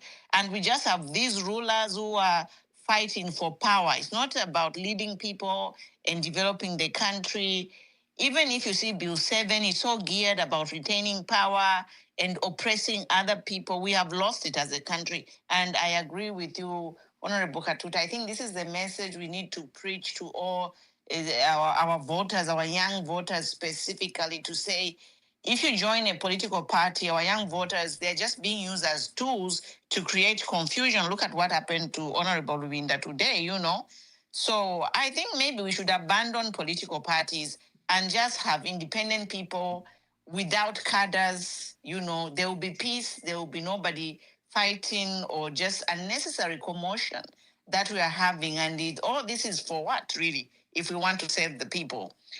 But my question to Honorable Katuta is, what is your policy statement on the plight for women, the homeless children, and your policy statement on mining and agriculture? Thank you. That's a mouthful. Thank you very much. I hope she will answer. Thank you very much. Hello, caller, please tell us your name and where you are calling us from. Hello, good evening, Ambassador, and good evening, Madam Katuta. Good evening. Yes, I'm calling from Lusaka. My name is Chilando. I'm calling you in darkness as I speak to you right now. So my question is for Madam Katuta. We welcome your candidature as a female independent presidential candidate, but my question is, Madam, are we going to make it looking at the situation that we are currently in? We have been through a lot of mingalatos, since 2021, there's one mingalato after the other, and now there's, of course, Nachpuala, and Nachpuala, of course, they think they can come up and say, I'll be president. But don't you think we need to all work together and probably identify one candidate that is credible, that has stood the test of time, that we can all rally behind so that we can remove this brutal regime? Because to tell you the truth, things are bad on the ground, but from the way things are going, every day there's a new presidential candidate. I don't think we are going to make it in that way. So my question is, can we all find a credible candidate who has got no issues? I understand you, Madam Katuta, already there's an issue in court where they're saying you spat on someone. If we look at Fred Membe, there are issues regarding seditious materials, whatever. There is a candidate that I can think of, like Anderson Banda. He has stood the test of time. He has been in two presidential elections. He has done quite well. He's clean. There's nothing behind him. So why can't we all come together and identify at least one presidential candidate? I submit. Thank you. Thank you very much. Maybe I just take the last two calls and then we revert to you, Honorable, to answer the various calls that have come from Professor MD Mutete to others that have called and expressing concern at the proliferation of candidates. You're saying you are now too many. even someone has written a candidate, Ambassador Kwashalabanga, you are unveiling a presidential candidate every day.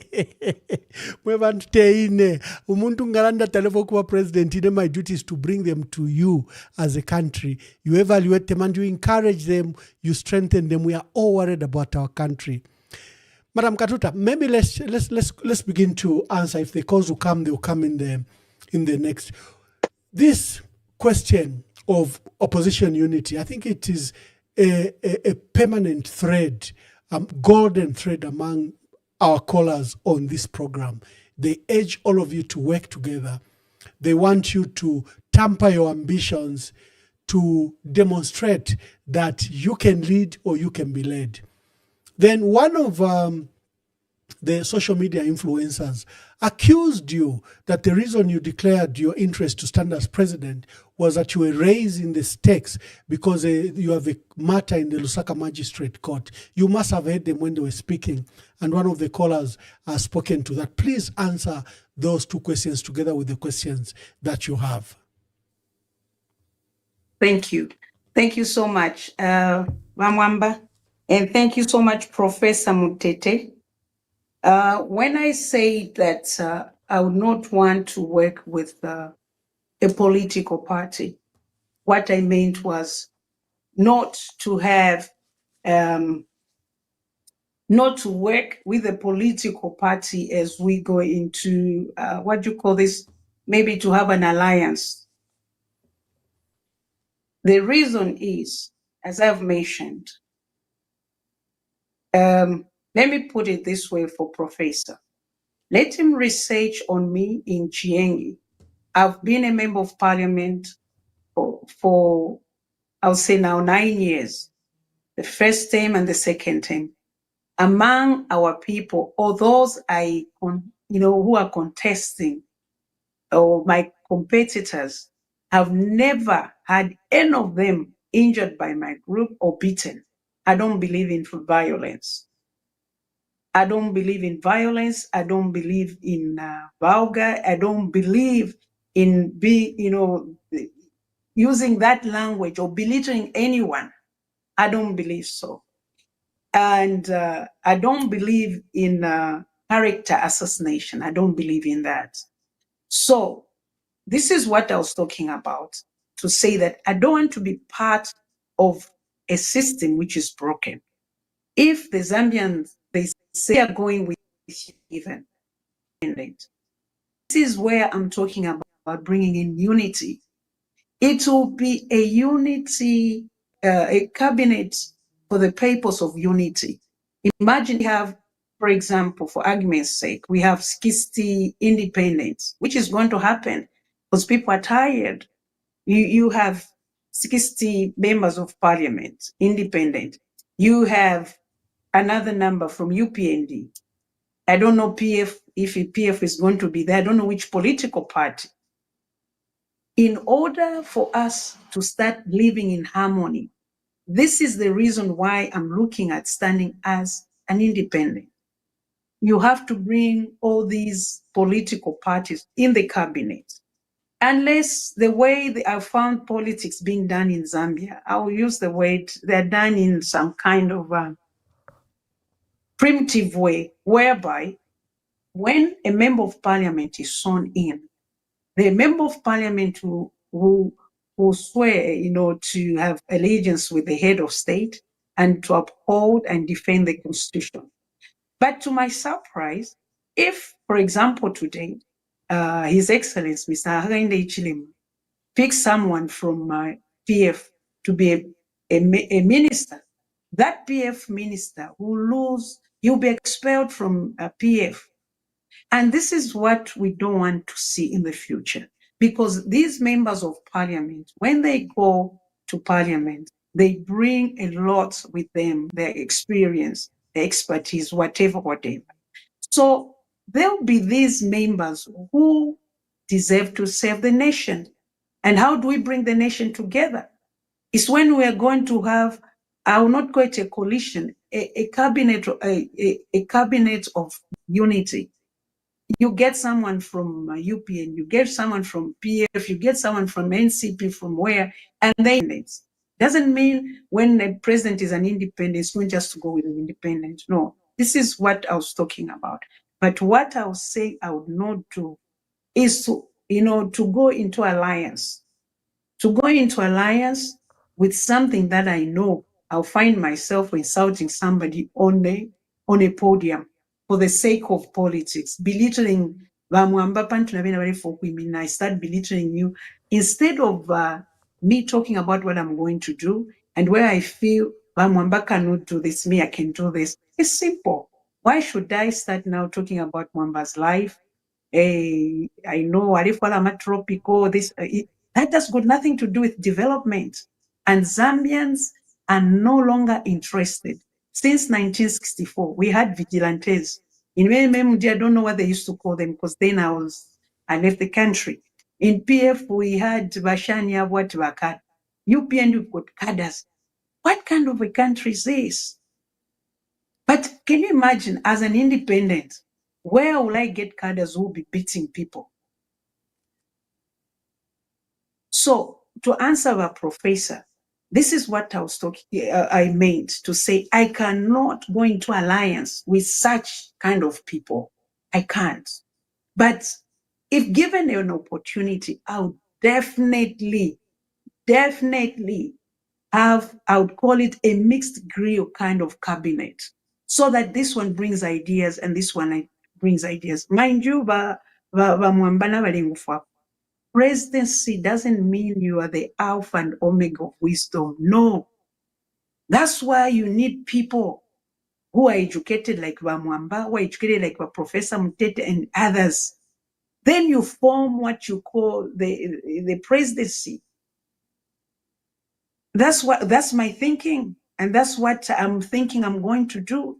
If Zambians say, yes, you are the one to lead this country. Because I used to love Zuma, Jacob Zuma, when I was living in South Africa. Look at the people surrounded him. I leave it there.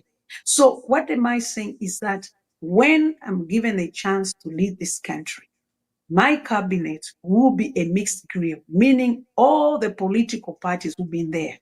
I know some people talk about impeachment. Impeachment for what? What wrong will I do? Because it's all about saving the Zambians, not political parties' agenda. No. And then the other question, Mwamba, which one? I've answered the professor.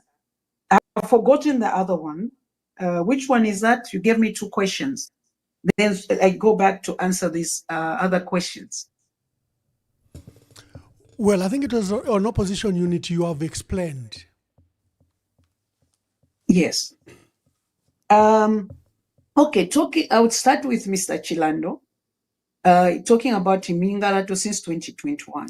There was Zephaniah who talked about the MPs. That what did you mean when you said the MPs?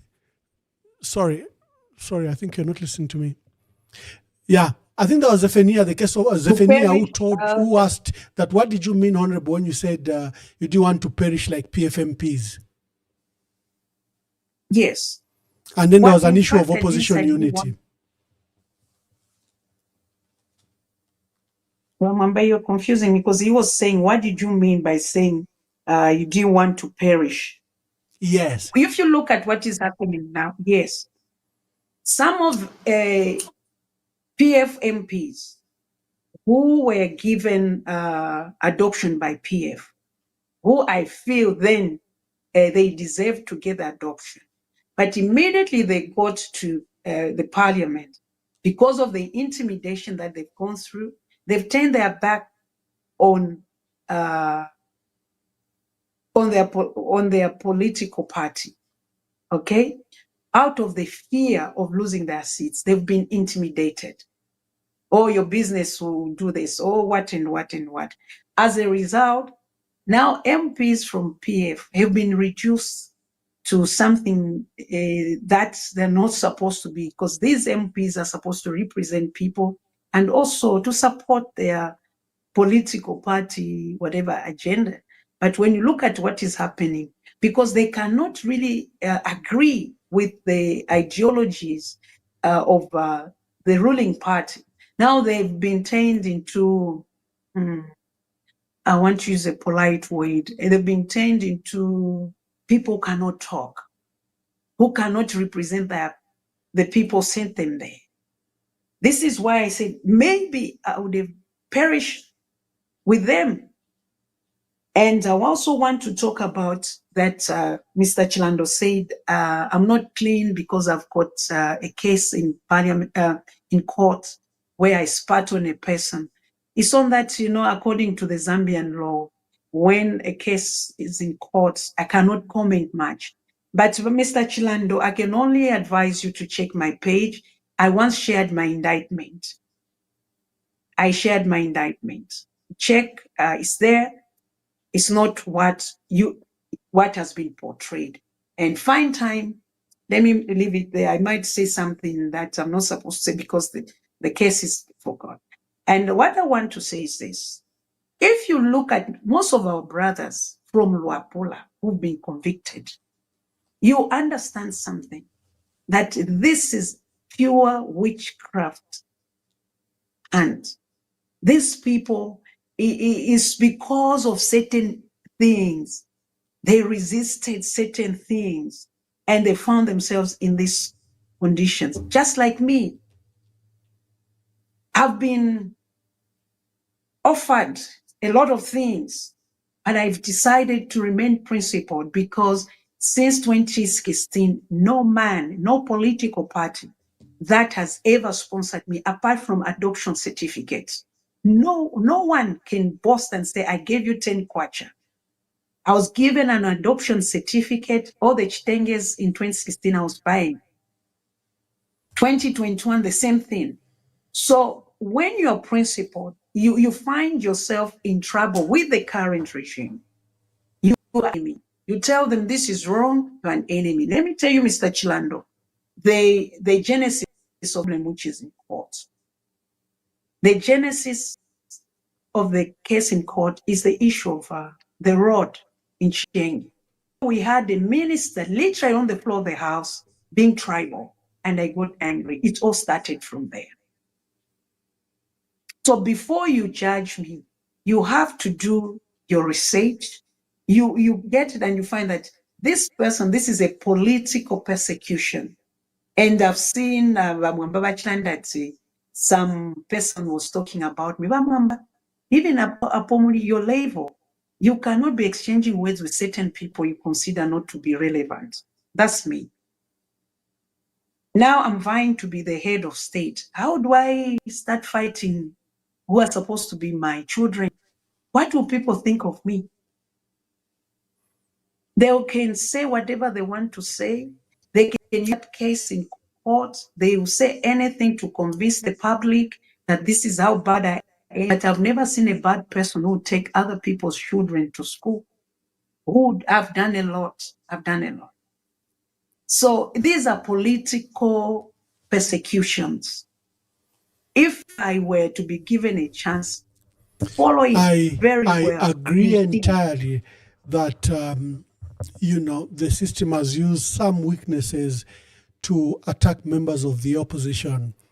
And we remember that day you were fuming because the road is the reason you stood as a member of parliament. That road is a reason you wanted to be a member of parliament, and you are very passionate about it. So let me just take this call. I think, let me take this call. She's a regular caller, and I've recognized a number, and she's a woman. Maybe she has some words to encourage you before we go to.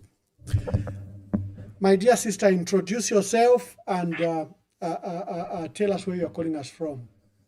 Thank you, Mkwai. Good evening, Ambassador Mwamba. Good evening, MP Katuta and President.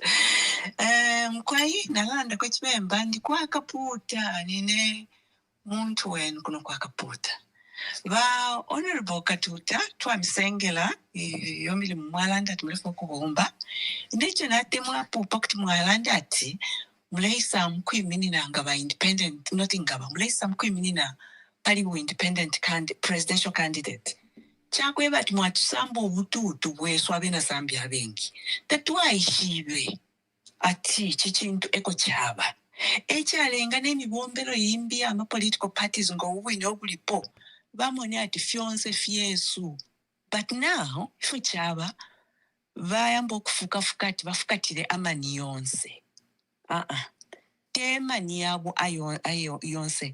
Kwadiba inkoko esha chenjelanga mwatekela pamwe n'amakanga.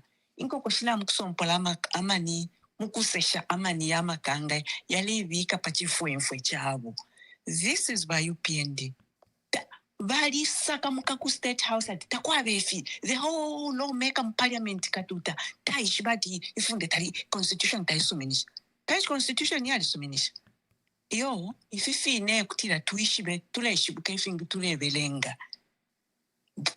Kubombela pamo nabo mwala bombela nabo pamo but ine chikufe na atemwa chakuti abantu beikatisha sana ba UPND beikala ukufukatira sana ati even bakututeka muno mchalo Mzambia ubufi bwasa buli abantu bepa corruption yonse bale ichita umuti tikisha onse abantu bali bakidnapped kwati tunyelele abantu bandinga babekata bafugwa babekata baguntila babepe ferero next to 3 days ababepe bafwa babekata bali aba Andrew ba MP no councillor wa kumwense bamwipa yobubi uli omuntu bubi baposa nekitumbi kuli konse ikyalo kyonse kyalatambe ekitumbi kya muntu in a very bad way tabala ndakwatulya nawo ni political official na twetume abakapokola ababuteko bafwayo okuli abamwipaya uyuku bamwikata bamposo ku efo twalaika Mzambia efyo iseni mayo mwampani nabo mwala yampana nabo kabiri mwachite chikusana okuti twishibya ati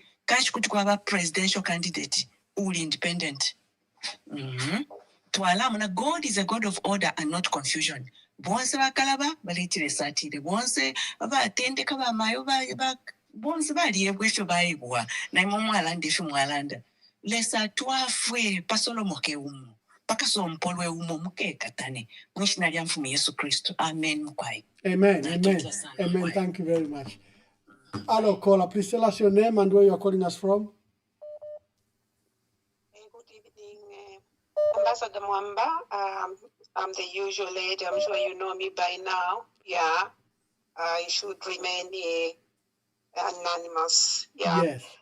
Good evening, Mama Katuta, sorry. Yeah. Mama Katuta, you have a vision. Yeah. And I'm pretty sure your work will be paved soon. Yeah. I'm just going to, to stick to my points because when I talk, I don't like to be so narrative. Yeah. I'm glad to hear that you are actually standing as an independent, as you have a completely different ideology. Yeah. And in my opinion, being a woman, because, I'm also trying to talk as a woman, being a woman, you may tend to look, at this long endurance of suffering differently in terms of how politicians are actually running the government. And being a woman again, who bears, who feeds its baby whenever it wants to be fed. Yeah, you may feel the pain, you may feel it more. And I'm pretty sure that you can change everything. Yes. Let's move away from men and let's support women. Let's put women also in government. Let's try. You can try us. Yeah. We can do the best. Twasanzwa fwe waume. Mwaya mpana wana mayo. Thank you very much. I can see there's an insistent call. Let's see if we can pick this call. Let's see if we have a female presidential candidate here, independent presidential candidate. Hello, caller, please tell us your name and where you are calling us from. Good evening. Ambassador. Good evening. Good evening, Honorable Katuta. Good evening. I'm calling from Johannesburg. I will rather remain anonymous. Yes, anonymous, make your contributions. Yes, I just want to appreciate Honorable Katuta for taking this very challenging decision. I want to say to you, ma'am, that some of us who support you, we've been seeing your transition. We've seen how you've grown in politics, and this stance is not just a decision that you've taken now, but it is generational. It is also going to help a girl child and just set precedents. And we want to tell you that do not be discouraged. Whatever they throw against you, you have a brigade, you have an army behind you. Come 2026, we are going to support you. Thank you so much. Thank you. Thank you very much. Thank you. I think he will be our last caller. Caller, please tell us your name and where you're calling us from. Good evening, Ambassador, and President to be Katuta. Thank you so much, Honorable. Okay, so for me, I think your name, sir. Sorry, my name is Rob. I'm sorry, it just shows. Robam, I would like to thank you, Honorable Katuta. There's a song I played of someone talking about, commiserating with the former First Lady, the funeral, and how no government, no leader should take a widow to court. This caller is the one that did that song. So I'm grateful, Robam. Please ask your question. Okay, thank you so much. I think for me, my biggest concern is I'm just worried with all these presidential candidates in terms of the number. Yes, it shows that God has blessed Zambia with a lot of leaders. But where our country is now, we are fighting for the second independence. And for you to win that second independence, Mayo, you need to come together. Because what we have with this president, if you give them the next 5 years, where are we going to be as a country? So you could see at the moment, we even have people that have left the country. Since when did Zambians start applying for asylum? Because of politics. So where we are, and you look at the issue with load shedding, you've seen what is happening in Madagascar. The country, some people are saying, is in intensive care. And that is not going to be won by one person. And you standing as an independent, we're just dividing votes. And we're calling you politicians to save us. And if this does not work, the youths are going to come so hard on you. And you remember when you were talking about Ichaba Iche, if you remember when you posted that on the Facebook page, if you think Ichaba Iche, this time is going to be powerful, no. But with this opportunity, if you mess it up, we will never forgive you because of the way the country is going. And we urge you, you've been talking about God quite a lot, but you need to look at the bigger picture. And as a mother, what you need to do is try to find a way of bringing all the opposition parties together so that you save us and give us new hope, new independence, not a patch-up job. Standing as an independent, I've done a lot of research on this. It is a tough job, and it is very expensive because all those, if you don't have enough MPs to support you, independent MPs, UPND and stuff. It's a very expensive job because you have to pay them money to back your bill, to back your budget. They'll be requesting you to give them funding for their constitution for them to back you up with your policies. So I don't know how much you've prayed about it, and I don't know how much you've researched on how expensive it is to be an independent MP. I'll give you a perfect example. With Hakainde Hichilema, when you lost that case in the Constitutional Court, if at all our MPs were wise enough, they would have impeached him. But now imagine if he was an independent MP. All that could have happened is my PF and our UPND come together and say, look, he's broken the law and we have to impeach him. That's it, it's gone. So there's a lot of things that you need to consider. I know you're saying it's a calling, just like all of us on this world, we've got calling. But sometimes you have to pray to God and say, God, this is bigger and I need everyone. Please, I urge you.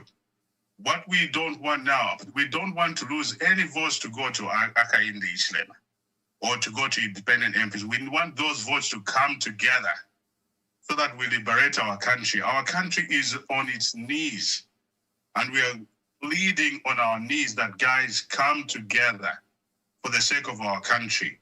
All these grudges that you are seeing, they are nothing compared to people that cannot afford to eat 2 meals in a day. Please, please, let's fight for this independence together, not splitting votes. You need to sit down, think about people like JJ. Think about all those people that have faced the injustices. And we want to split the votes so that we have the same people in power again. That is not how we need to do politics. There comes a time where we all look at it in each other's faces and say, guys, what we have here is so dangerous. You see what's happened, the impact of Bill 7. You see the impact of that Bill 13 that's about to come. We still can work together to avoid that.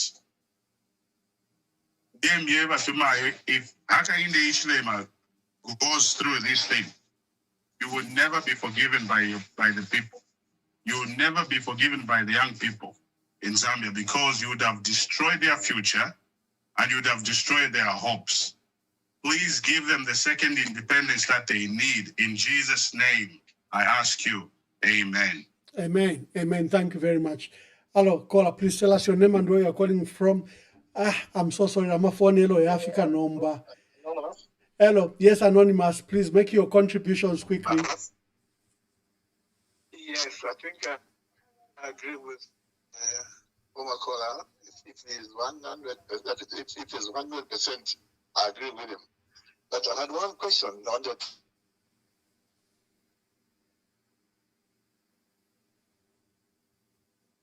Yeah, hello. Please proceed with your question. I saw you. With the courts. Oh, we lost you there. What are you saying about the courts? I'm saying that there's a court already pending for the MP.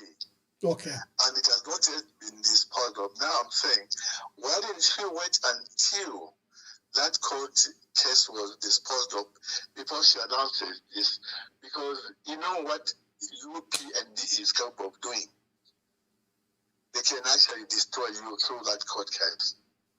Thank you. Thank you very much.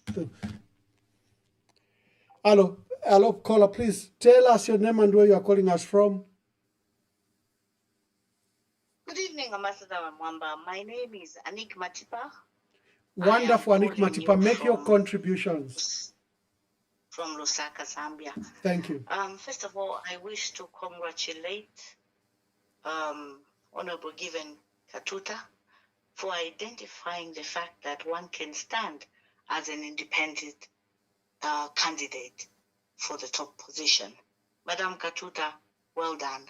It's amazing how Zambians reading culture sometimes do fall below par, because this, if everybody had known this, I'm sure it would have been done even with previous candidates. Madam Katuta, I also want to say I am from Luapula, so I hope Luapula will emerge victorious. I'm wishing you all the best and sincerely hope that the MPs that you will appoint, select and appoint, will succeed working with you. They will be sincere and they will be honest, and they will not fall to the corruption that we have seen happening, and as well as selective decisions that have been happening in the country.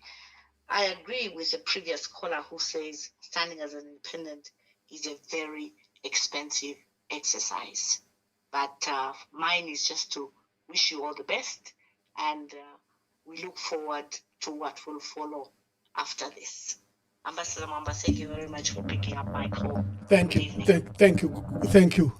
Anik Matipam. Honorable, let me bring you on. You have a mouthful of questions. Please answer the question, then we draw to close the program.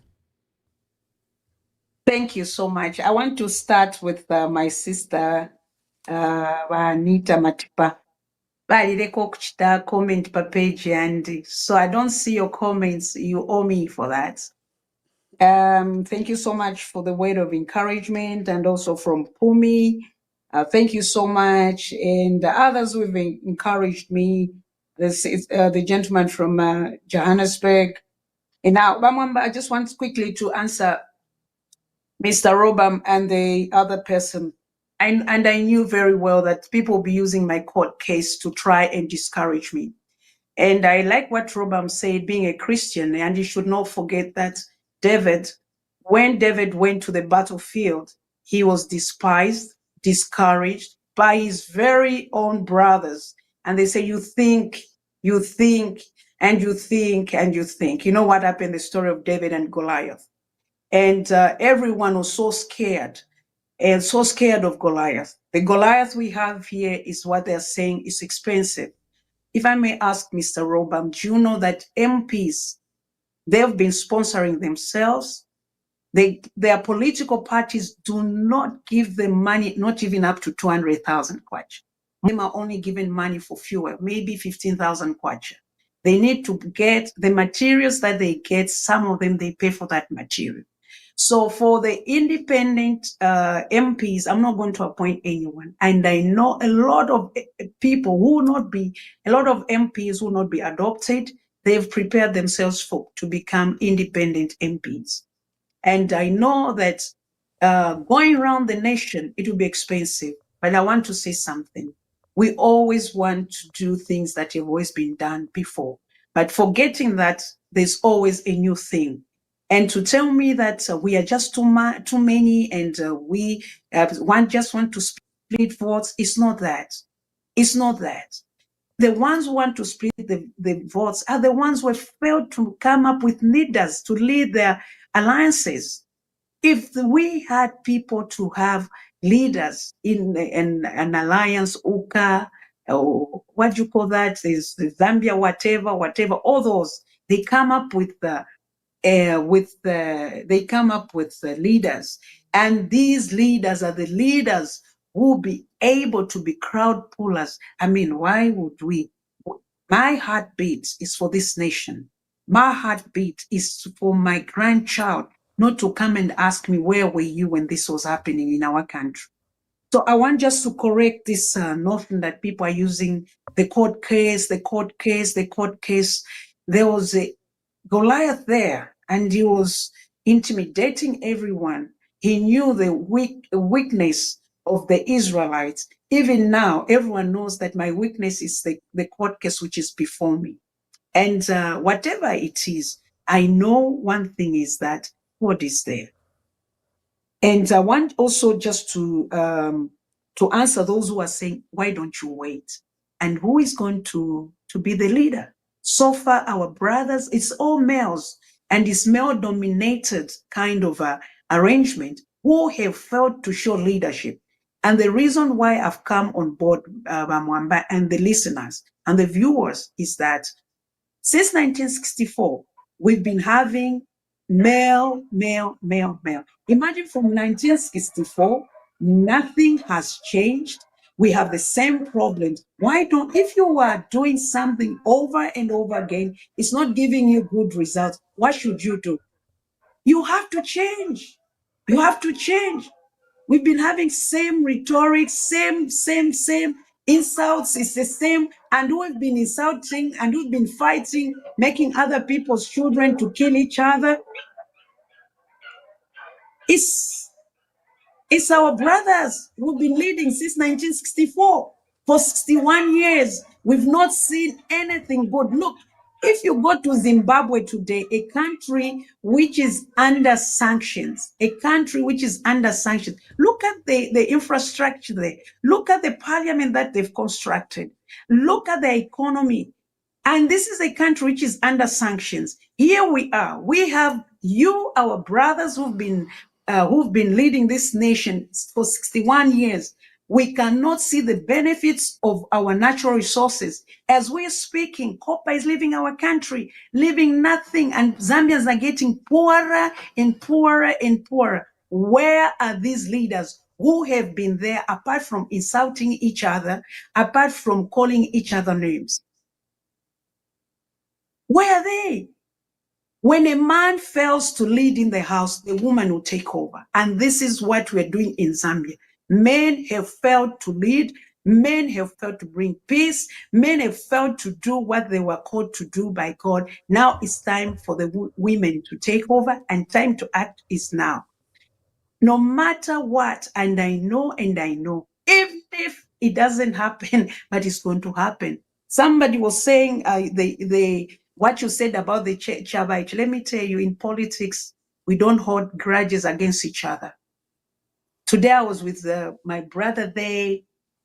Sorry, Mwamba, bear with me. My light aircon is on. I don't know if you can go on a break. I want to answer this quickly. I just want to switch on the aircon because I'm a light just 1 second.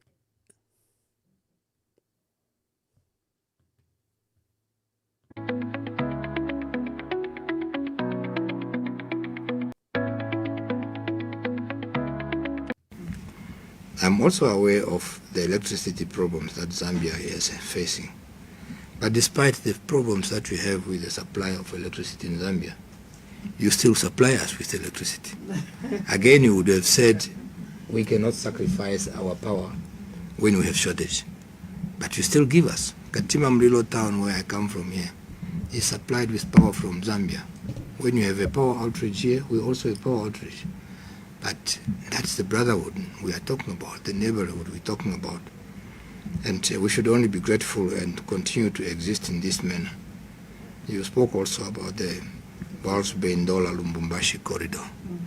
I want to tell We can use this opportunity. Robam, you are back. You are saying you have another question or contribution? Yeah, I think I just wanted to clarify what I meant by expensive. I didn't actually mean the expensive in terms of when you have an independent president, because your own MPs in there, so you have to borrow MPs from other parties, and then that also depends on those parties to allow those MPs to join you. But the challenge from the experience is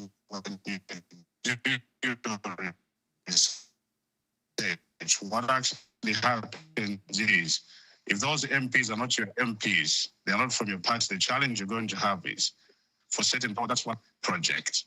Because those MPs, they are not obliged to follow what you tell them to do, but then you will have to do something for them to back your policies. And these are the challenges that comes when you have perceived an independent president. So, like what I said is all the best to her, but the issue is we need to come together. Fiance for Valeranda, you know, she's my president to be. You're doing your presentation and stuff. You have an issue with the electric going. So those are all the symptoms of a broken economy, a broken country. We shouldn't be having these issues that we are facing now as Zambia, especially with the kind of experience and knowledge that people have. So for me, I still insist, and I hope our mother will listen, that what we need is a second independence and for us to come together. And the expensive part is not about the campaign, is what happens when you get in power. Because that MP, you try to get them, their party would demand something. And Thank you, Robam. I think you've made your point. Thank you very much. Yeah. Hello, caller. I can see another one is back, hello. Sir. Hello. Good evening, Ambassador. Good evening. Yes, this is Chili from Ndola. Okay, please make your contribution from Ndola. Yes, thank you. I just want to appreciate my president, Jean, that has made a very great step. given Katuta, and I just want to really thank her for her braveness. And I'm a woman, and I believe in gender equality. She's made a very brilliant step. But I just want to advise her by giving Jean Katuta, my friend. But given, that, she's given. She's given. Yes. Yes. Yes.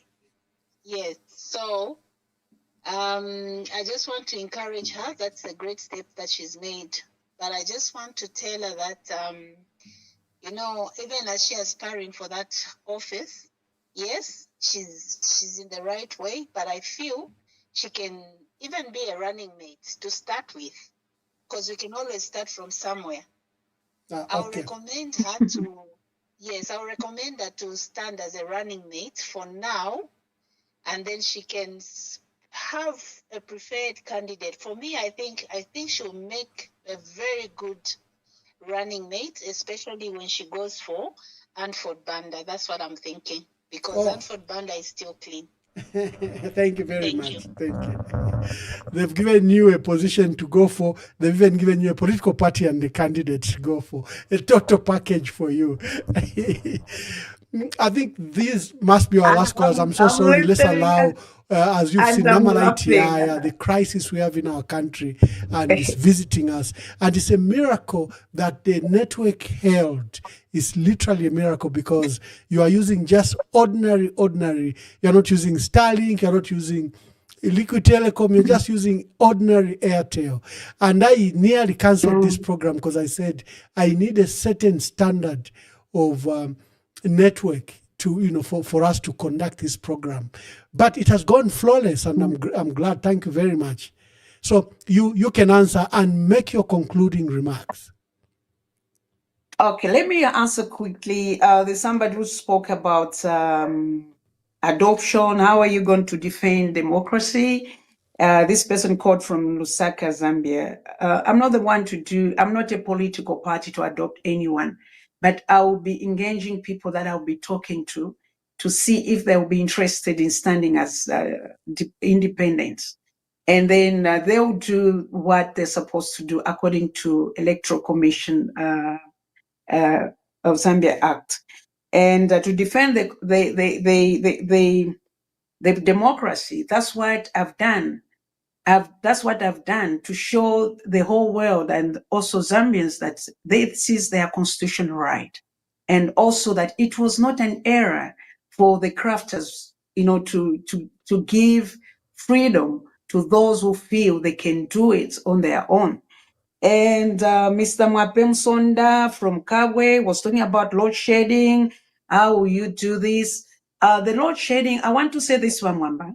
Truth be told, the issue of Kariba Dam, my late brother-in-law was an engineer at ZESCO years back, and he died some years back.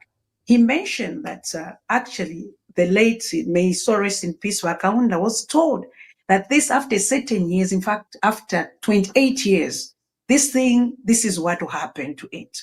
So what was needed to be done was the MMD to get wisdom from Kaunda. I'm sorry to use the word Kaunda, His Excellency Kaunda. Ufintu fimo ishuba ni pesa mwafishirire. Uwafya twakwata iwakweba taba isa mubale fo ifyako. Continue it kula befisuma nefibi sendeni mwe fisuma. So hii problem ya Kariba Dam tere lwamenso yake sula. It will take another maybe 8 years. Iona landa kufipantu tachwa topic.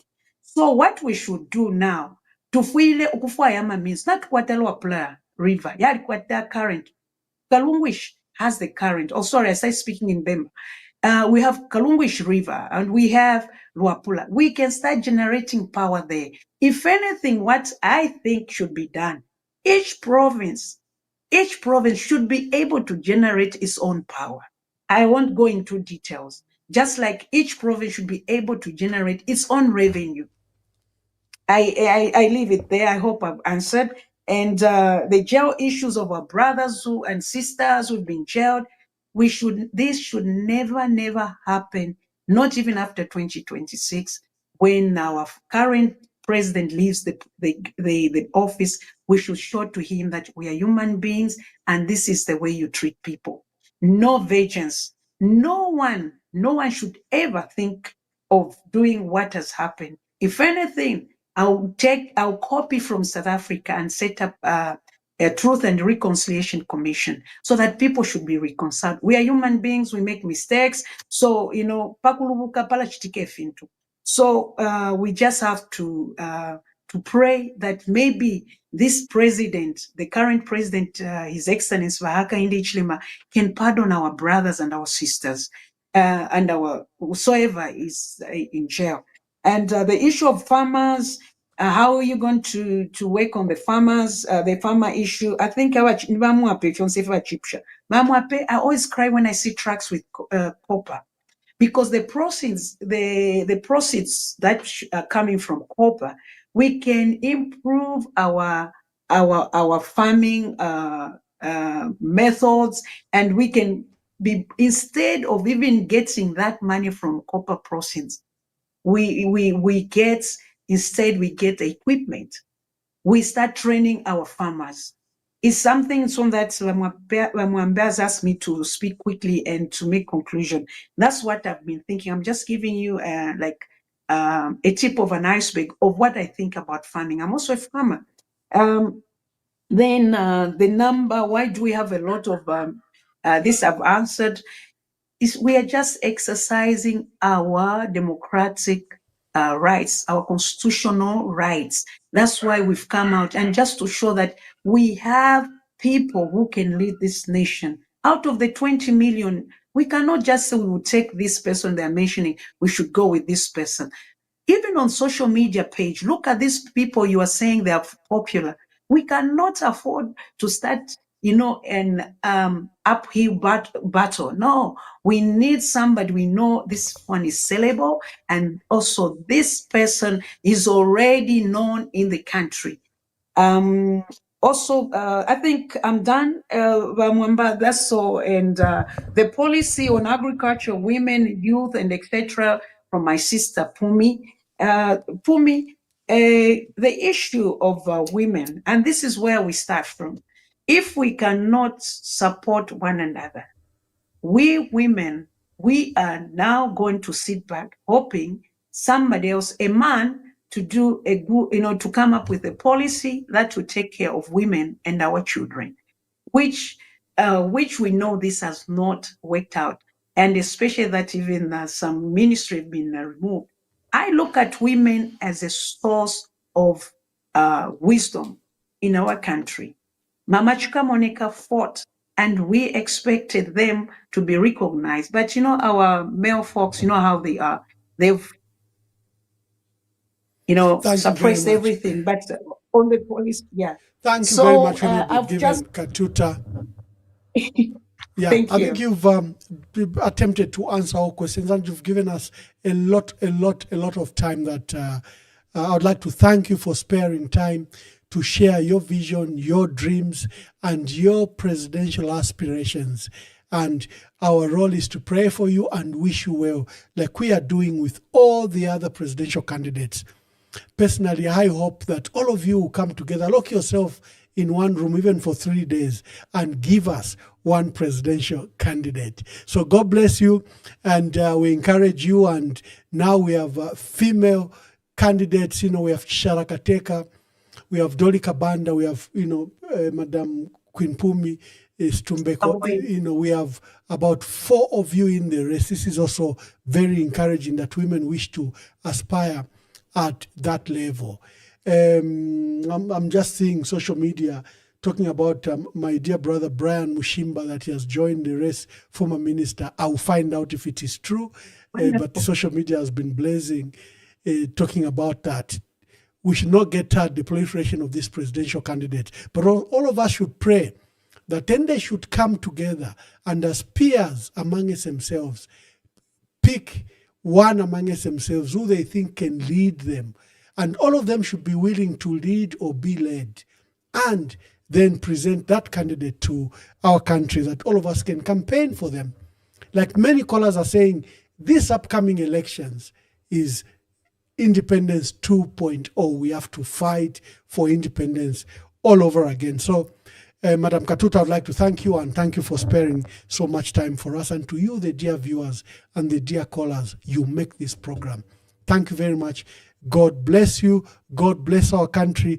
And God prepare us for next year's elections. God will give us a candidate that will be president in 2026. You've heard the target already, 3 million tons. When we set this target, a lot of our political competitors say, Wofi, Wobera, Wenye, Boza, Kubea. This year we're tinkering on 1 million tons, knocking on the door. Knocking on the door. Psychological mark, as the minister said. It doesn't come by chance. It's the things we're discussing that we've had to do. Finish, Ambassador. It's the things that we've had to do, we're doing to get to 3 million tons, break the psychological mark, even our detractors, and they're there. Few as they may be, but they make a lot of noise. As the minister says, how can you talk of a failed state? You were running the country, you sunk us into debt, you failed to restructure the debt, you had no credibility. The economy was declining at minus 2.8%. Your friends come and clean up the mess you created.